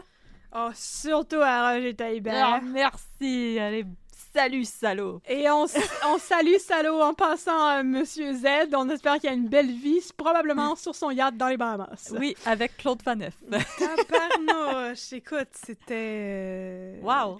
Oui, c'est quand son nom a commencé à repopper dans mon truc que j'étais Partout, comme, t'étais ouais, comme- je vais repasser à travers mon script et caviarde et tout. Oui, et genre, non, on va pas parler de ce monsieur-là. Oh, cet homme a trop de ramifications dans toutes les petites compagnies du Canada, des Bahamas, de la Suisse. J'étais comme, non, je touche pas à ça. Merci. Oui, merci. On te voit, monsieur. On te salue, on dit plus rien. Mais on m'a déjà écrit pour me dire que, anyway, j'avais fait un cas où j'avais caviardé les noms des tueurs. C'était les 4 truands. Oui. On m'avait écrit pour me dire de pas m'inquiéter pour ça. Puis que, tu sais, ça faisait trop longtemps, puis tout. Puis là, je comprends. Effectivement, le village olympique, cela fait 50 ans. 50 ans dans 2 ans, les Jeux olympiques de Montréal. Oui, fait là, que, là. Bonne fête. effectivement, j'ai probablement pas de temps à m'inquiéter, puis probablement que la compagnie de terrassement Coin-Coin, elle n'existe plus. Mais, on the off chance, on va appeler ça la compagnie de terrassement Coin-Coin. Mais, je veux dire, c'est pour notre sécurité à nous. Donc, Oui. Les choix qu'on fait, Puis c'est encore plus drôle. Puis si ça vous tente C'est de ça. savoir c'est quoi, allez lire si le Vous allez rapport de les la commission trouver. Malouf, vous allez les trouver rapidement. Mais c'est ça, puis c'est comme, c'est les choix qu'on fait, puis c'est correct que vous nous rassuriez, c'est gentil, mais comme, Oui. quand on n'est pas à l'aise, on n'est pas à l'aise. Fait Et que voilà. c'est tout ce que j'avais à dire là-dessus. Ben, merci That's all I infiniment had pour to say about- ce morceau d'histoire. Yay! Je suis vraiment contente d'avoir rodé mon cas sur le parc olympique. Puis Puis- c'était comme vraiment plus intéressant que ce que je pensais. Ben, les gens de Jonquière t'y encourageaient chaleureusement. Oui. Ça m'a appris beaucoup de choses aussi sur comment avoir des pratiques d'affaires louches. Ouais. C'est le fun. Moi, je savais pas que tu pouvais juste, tu sais, comme faire signer des contrats 3-4 fois, puis recevoir le montant qui va avec. C'est le fun, hein? Ah, ça, c'est super trippant.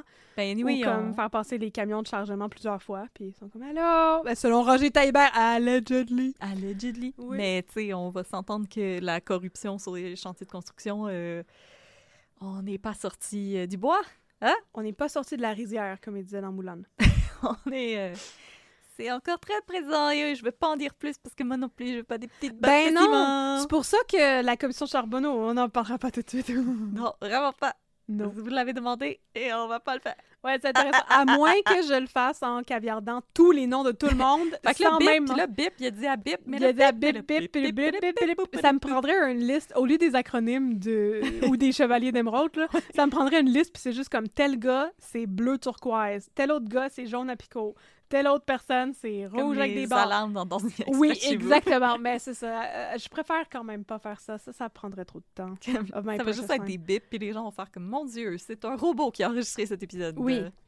Ils sacent sans arrêt, ces femmes, mais elles sont tout le temps Mon censurées. Dieu. Bip, bip, bip, bip. Ils sont donc vulgaires. Yeah! Fait que oui, ça c'était comme le plus proche que j'étais capable de faire. La commission Charbonneau, qui est une affaire qui m'intéresse beaucoup puis que j'ai beaucoup suivi. Bon ben, à suivre. Sans me retrouver dans le trouble. Dans ton congé de maternité, tu vas pouvoir lire toute la commission Charbonneau.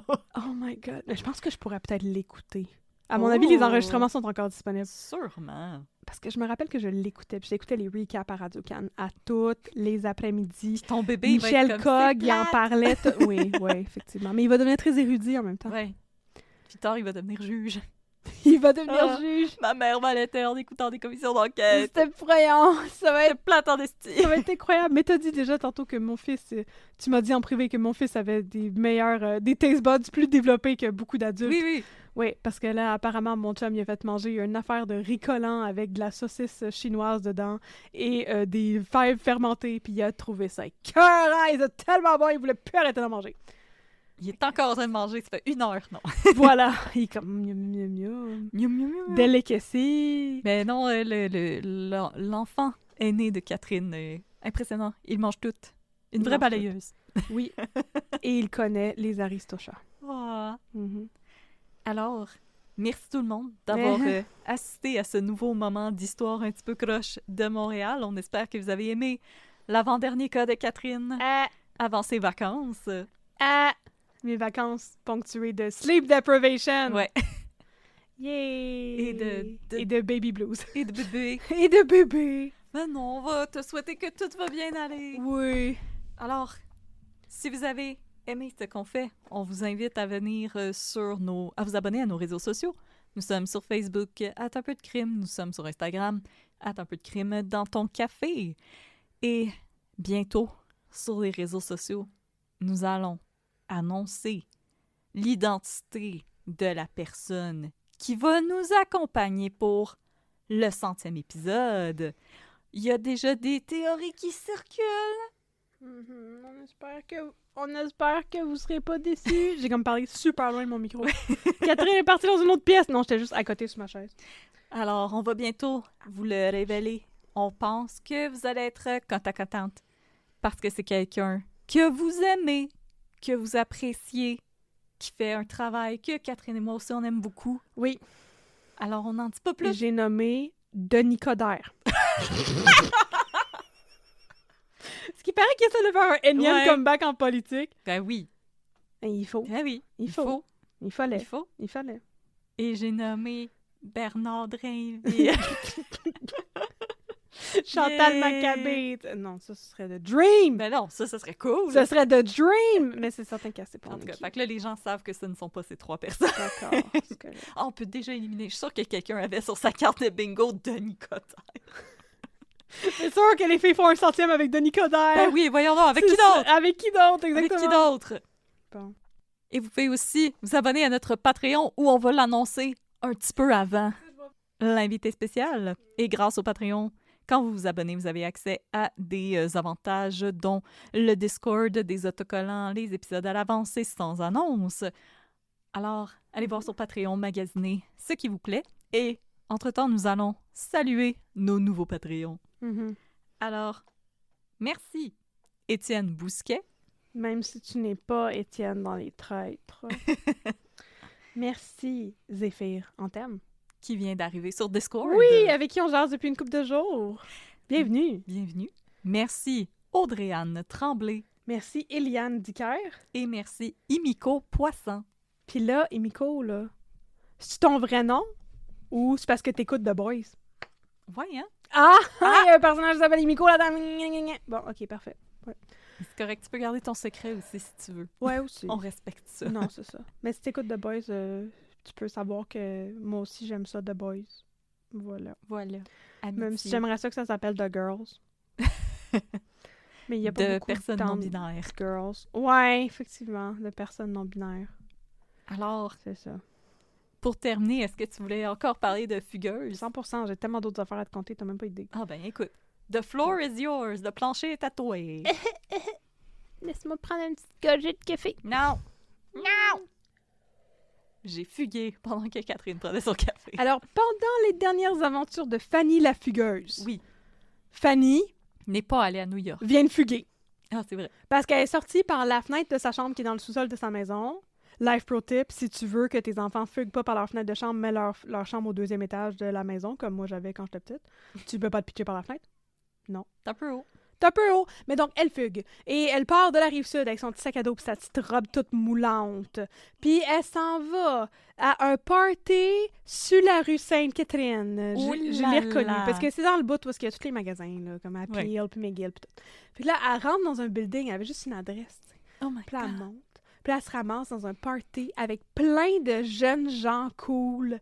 Mais comme des jeunes gens, je dis jeunes, puis c'est comme tout du monde de fin vingtaine. Ouh là là. Cool. Ils sont encore jeunes. Puis là, oui, ils sont encore... Ben oui, parce que la soirée est encore jeune, et aussi ces personnes-là. Mais je veux dire, on se rappelle que Fanny, elle a 16 ans.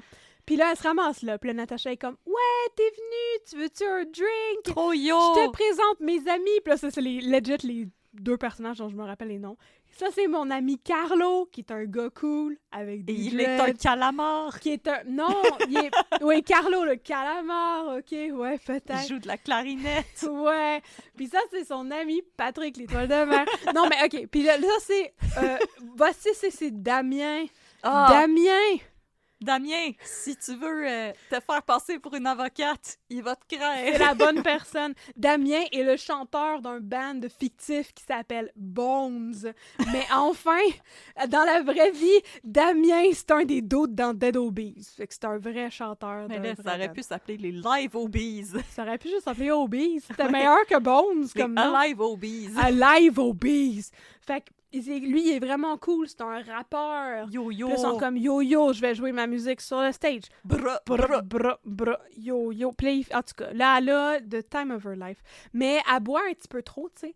Fait que non. là, elle se réveille le matin. Puis elle est encore De la là-bas. pépito Puis elle est comme, sangria. oh mon Dieu, j'ai mal à la tête. Et pendant ce temps, sa mère, elle s'aperçoit qu'elle est plus là. Oups Puis elle est comme, ah, elle est où Fanny? Puis là, son père est comme, hey, Claude Legault, le père autoritaire, on s'en Oui. rappelle. Lui, il est comme, hey, attends qu'elle revienne à la maison, si elle va se faire parler par la tête.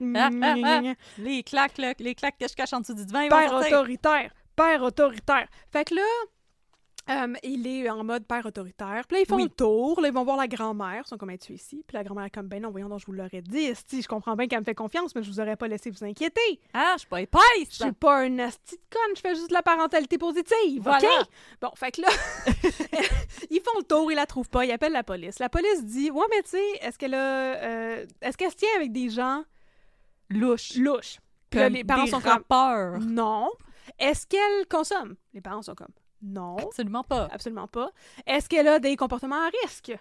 Non. Bon, ben, on va pas remplir de rapport de police pour fugue. Mais, tu sais, c'est comme, on considère pas nécessairement qu'elle a fugué. Tu sais, ça fait pas longtemps qu'elle est partie, elle va peut-être revenir. Puis là, finalement, ben, là, Oh Fanny, my God. pendant ce temps-là, living her best life dans le loft sur Sainte-Catherine. Là, elle se réveille, le Natacha est là, le Carlo est là, puis chose, là, Yes McCann. Damien. Damien, il est là aussi. Puis là, ils jasent ensemble. Puis là, Damien est comme, hey, en tout cas, t'étais vraiment hot hier, là, puis tu danses vraiment bien, t'as vraiment comme le groove dans le sang. Pour une fille blanche. Je te niaise pas, c'est vraiment ça. T'as le groove dans le sang, yo-yo, bra. T'as le groove dans le sang, yo-yo, bra. Puis là, il est comme, hey, tu sais, moi, là, on s'en va dans une couple de semaines, on s'en va filmer mon prochain vidéoclip à Miami. Puis j'aurais besoin d'une team de danseuses. Puis là, tu veux-tu être dans mon crew de madame qui danse dans mon clip à Miami? Puis là, il est comme, oh my God, c'était cœur. C'est mon Puis rêve! là, ils vont genre bruncher ensemble, là, ils parlent de ça. Après ça, ils vont faire comme les magasins. Il essaie de comprendre le menu voyons, le frier. Oui, Qu'est-ce qu'il y a dans un... Claude Legault a sauté dans un panier d'épicerie à Laval. voilà. C'est pas clair, hein, Non. j'avoue. Ils ont du fun avec leur nom, mais qu'est-ce qu'il y a dans leur Ouais. plat, on le sait pas. Fait que là, ils s'en vont bruncher. Après ça, ils vont magasiner parce qu'il faut y acheter un outfit pour danser dans le vidéoclip. Bientôt, on s'en va au Urban Planet. Ouais. T'acheter un chandail avec un chat Puis là, il un achète slogan. plein d'affaires. Puis là, genre, Damien, il achète un blouson. Puis comme ça, c'est un cadeau pour toi, ma belle, parce que, genre, t'es vraiment belle.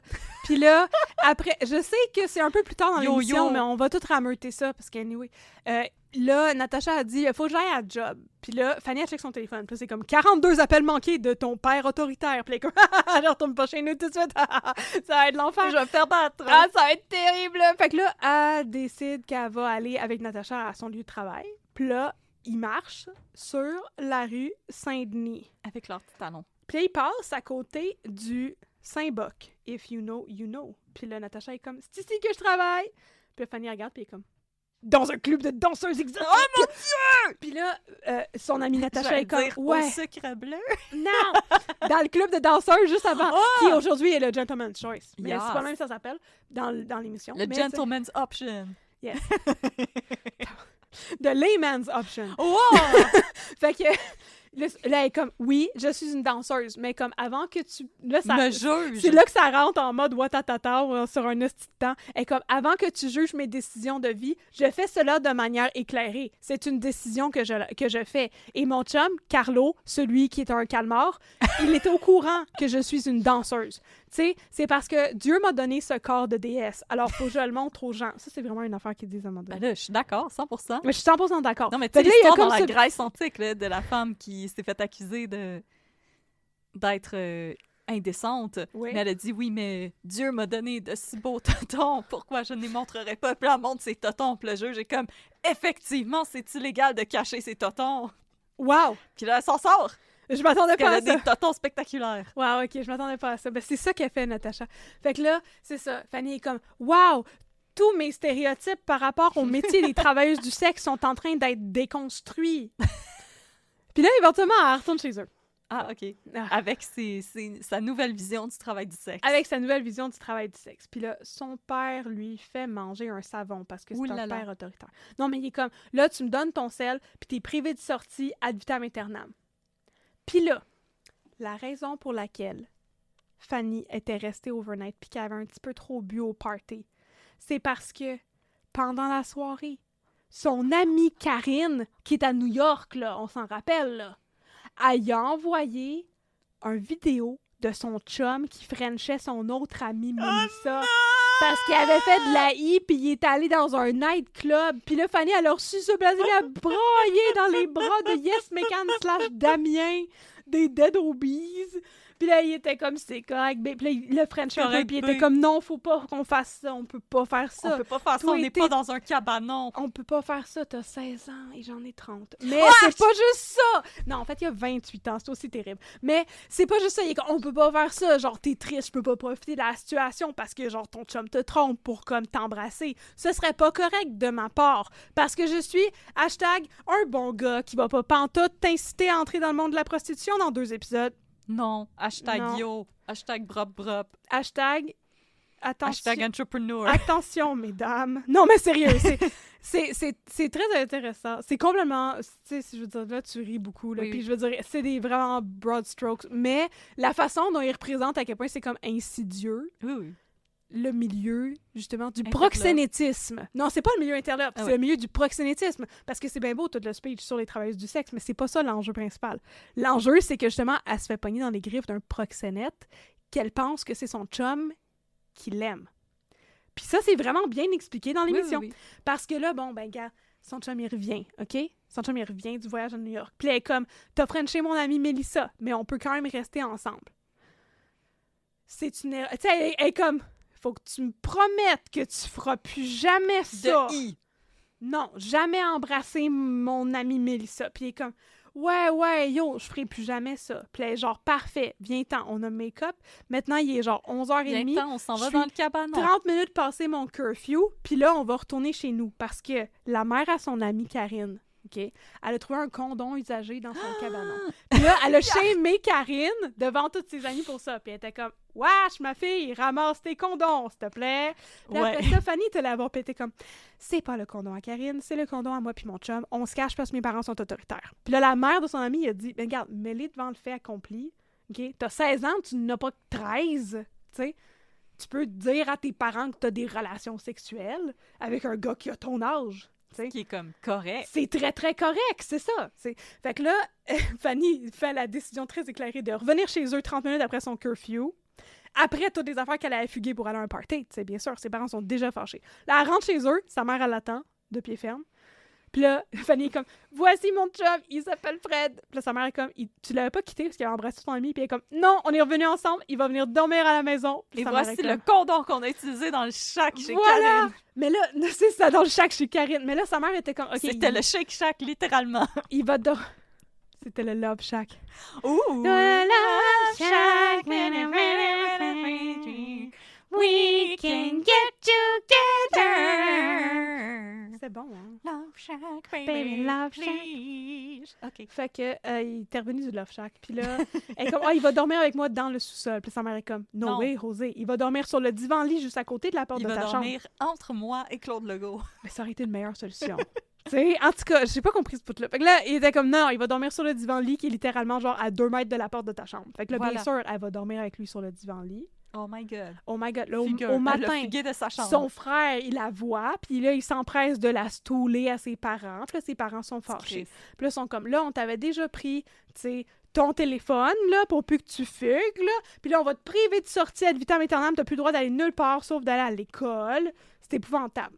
Mais là, Fanny, elle se trouve de plus en plus d'excuses pour continuer à côtoyer Natasha.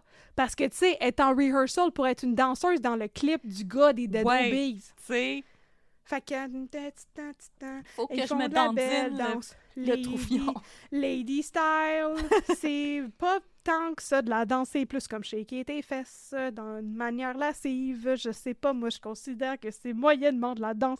Tu regardes ça, puis à côté, il y a comme du ballet, puis t'es genre, ouais, tabernacle, là, t'as juste besoin de shaker un peu. Ben, en même temps, les danseuses en talons ils ont énormément d'équilibre, là. Oui, les danseuses en talons sont vraiment bonnes. Les danses que tu vois dans Figures, c'est pas particulièrement impressionnant. Genre, je sais c'est quoi du lady style. Oui. C'est ça. C'est pas particulièrement impressionnant. C'est plus comme, et là, 1, 2, 3, tu mets ta jambe sur la chaise. Shake les fesses un peu. On squatte, on soulève. Tu sais, je suis comme... Magnifique. 10 sur 10. Ben, ça va dans un clip de hip-hop de Dead Obies. Ben oui. Bon, c'est ça. Fait que, tu sais, elle sneak out de chez eux de plus en plus souvent. Oh my God. Pour aller pratiquer sa chorégraphie. Pratiquer sa chorégraphie pour le clip. Avec Natasha. Puis une autre fille qui est une travailleuse du sexe, qui est en fait une prostituée qui travaille pour...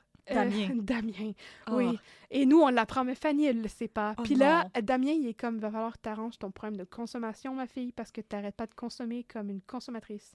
En plus, c'est du mauvais crack. Non, mais il acheté dans le stationnement de la place Laval. Il pogne la fille à faire une clé de poudre le matin. Puis il est comme, God. tu devrais pas faire ça avant d'aller voir des clients. Puis c'est comme, ben, si t'es obligé, s'il y a un dos de louche des Dead Obies qui te force à aller te prostituer, moi aussi, j'en ferais une clé de poudre le matin. Avant même d'avoir mangé mes céréales. Pour cette pauvre fille, là. Fait que finalement, il la crée sa porte, puis il décide que c'est maintenant Fanny qui est la Queen Bee. Puis là, oh my God.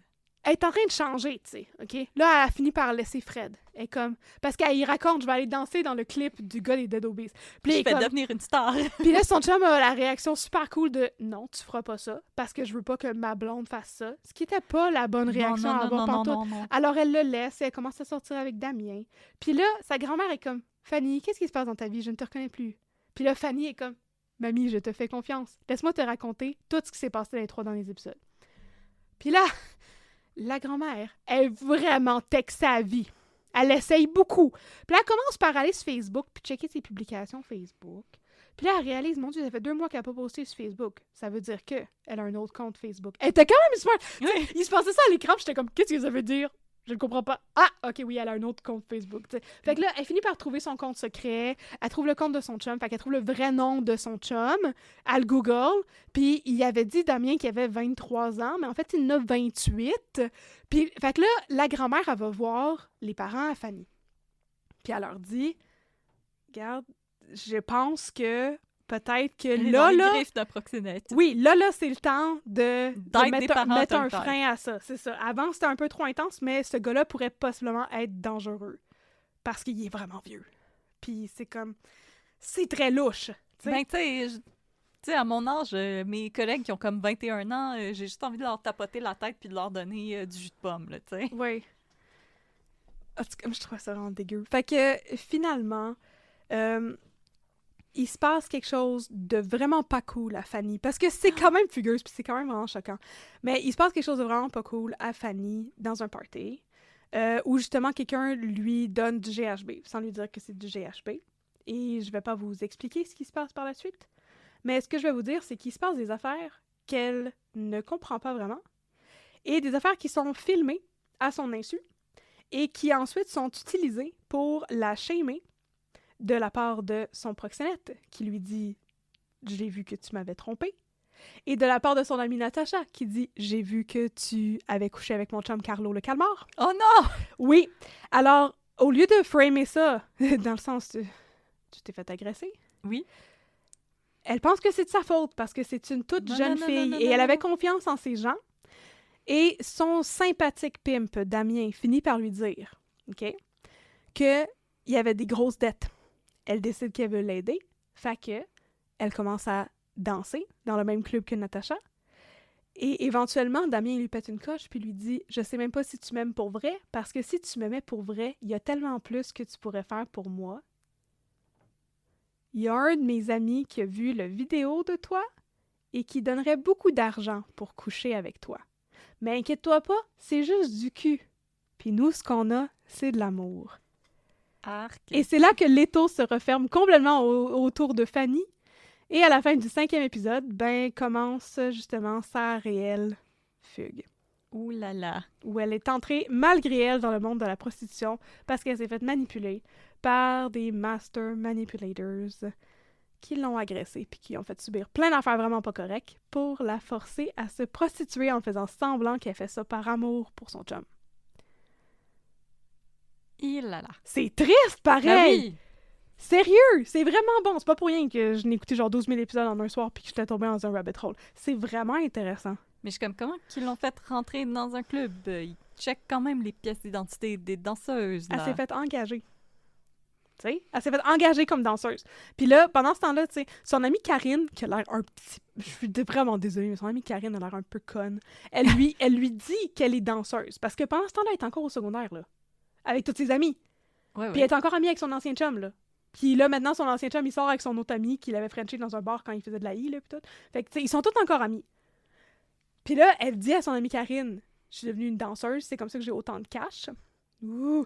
Puis là, son ami est comme, « Ouh, c'est tellement sexy, ça a l'air vraiment le fun. » Puis c'est comme, « Oui, ça a l'air vraiment le fun. Puis c'est vraiment le fun. Puis ce serait vraiment le fun. » Si c'était ce que Natacha lui avait expliqué au début pour lui faire miroiter, justement, que c'est une possibilité qu'une jeune femme peut explorer de manière pleinement consentante. Mais l'affaire, c'est qu'il n'y a pas de consentement ici. Non. Parce qu'il se passe plein de choses.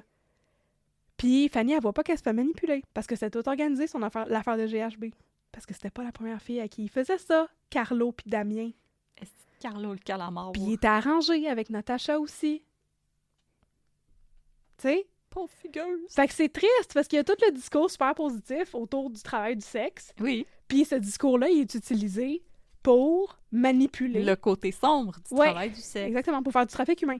Oui, parce que il y a des gens C'est super triste. qui nous ont écrit parce qu'ils n'ont pas aimé notre stance à toi et moi, pro-travail du sexe et pro-légalisation. Ben, il devait être pro-fugueuse d'abord. Sexe, parce que on est consciente qu'il y a des gens qui font du travail du sexe et qui ne veulent pas faire du travail du sexe. Et la légalisation, ça aiderait à prévenir ce genre de situation. Oui. Parce que ça ferait en sorte qu'il y aurait plus d'encadrement oui. au niveau de qui le fait, ils ont quel âge. Et qu'il y aurait plus de recours aussi s'il y a quelqu'un qui veut sortir de ça et porter plainte contre ton proxénète. C'est ça l'affaire, là. Ouais. Parce que de tout interdire, ça crée juste des réseaux interlopes comme ça dans lesquels les gens se retrouvent coincés et qu'ils ont peur d'avoir des conséquences eux-mêmes s'ils essayent d'en sortir. Ouais. Tandis que la légalisation, ça permet de dénoncer ce genre de situation-là et aussi d'enlever le tabou qui coince ces personnes-là dans ces situations-là. Donc voilà. Mais tant mieux que Fugueuse est capable de faire comme les... De faire les deux affaires, tu sais, comme yo. Faire la part des choses. Exactement. Non, mais sérieux, je trouve ça vraiment intéressant parce que, à regarder ça, justement, les conclusions que moi j'en tire, je pense pas que c'est les mêmes conclusions que Monsieur et Madame Tout-le-Monde, qui devaient beaucoup s'identifier à Claude Legault et Linda Johnson, les parents très autoritaires. Mais justement, l'affaire, c'est que ça a l'air de dire que c'est un des facteurs qui contribue à permettre à des gens de tomber dans des situations comme ça. Le fait d'avoir des parents à qui tu peux pas te confier. Oui. Mais c'est ça, je pense que, justement, pour une émission de grande écoute, c'est quand même assez daring, parce que c'est pas dit ouvertement, puis il y a sûrement plein de monde qui ont manqué le point complètement de l'émission. Mais l'affaire, c'est que c'est vrai que si elle avait eu des parents qui étaient plus humains, qui la traitaient de manière plus égalitaire, puis avec un petit peu moins de condescendance, puis un petit peu moins d'autorité, ben, quand elle s'est fait agresser avec l'affaire du GHB... Elle aurait pu aller les voir. Oui, parce que c'est encore une fois où est-ce qu'elle a découché. Puis là, elle retourne chez eux, ses parents sont en Saint-Sacrement contre elle, puis elle est juste en train de brailler, puis elle est comme, je vais aller prendre ma douche. Excuse-moi, mais c'est clair qu'il y a quelque chose qui s'est passé. C'est ça, là. C'est clair. Puis honnêtement, ce bout-là, c'est vraiment, vraiment, vraiment triste. Puis après ça, quand elle va faire justement sa première gig de prostitution, elle va voir sa grand-mère avant, puis elle dit « J'aimerais ça dire à mes parents que je viens passer la nuit ici, parce qu'il y a des tensions à la maison. Mais en fait, je vais aller passer la nuit avec mon chum. » Puis là, c'est là que son chum, il la convainc, puis qu'il l'amène pour se prostituer. Puis elle appelle sa grand-mère dans les toilettes du monsieur chez qui elle est, qui est un monsieur dans la cinquantaine, genre. Puis sa grand-mère, elle dit... Tu sais, elle demande comment est-ce que ça va comme tu veux, puis tout, puis elle se retient de pleurer au téléphone, puis sa grand-mère, elle dit « Tu sais que je t'aime, puis tu peux tout me dire, hein. » Puis c'est comme si ça lui donnait le courage, mettons. Puis elle est comme « Non, c'est correct. Je vais faire ça. » T'sais, elle avait besoin de se psych up pour faire ça parce qu'elle a l'impression qu'elle doit à son chum. Parce que le gars, il est dead obese, il a des grosses dettes de dope. Puis il dit pas que c'est des dettes de dope, il dit que c'est des dettes de production de musique. Ah! Puis il est comme « Ouais, mon producteur, il va me péter les jambes. » Puis c'est comme « Non, t'as des dettes de dope. » Non, les producteurs de musique, ils pètent pas les jambes. Non, c'est ça. Puis c'est comme « Ma carrière, elle va tanker si mon producteur me lâche parce que là, il y a trop de dettes. » Puis tout. Elle a une grosse, tu sais... Fait que c'est ça, elle appelle sa mamie pour avoir du courage. Puis là, j'espère que justement, parce que la porte est ouverte, ben, sa grand-mère va rester comme un lifeline dans l'histoire. C'est ça.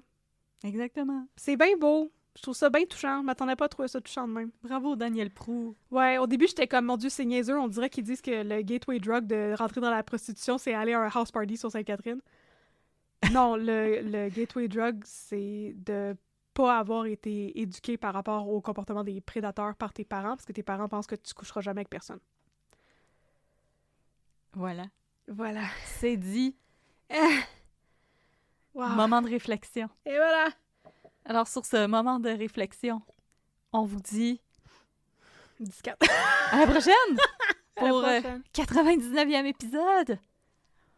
Ouh là là! Ouh là là! Paris à la clé de ton cœur.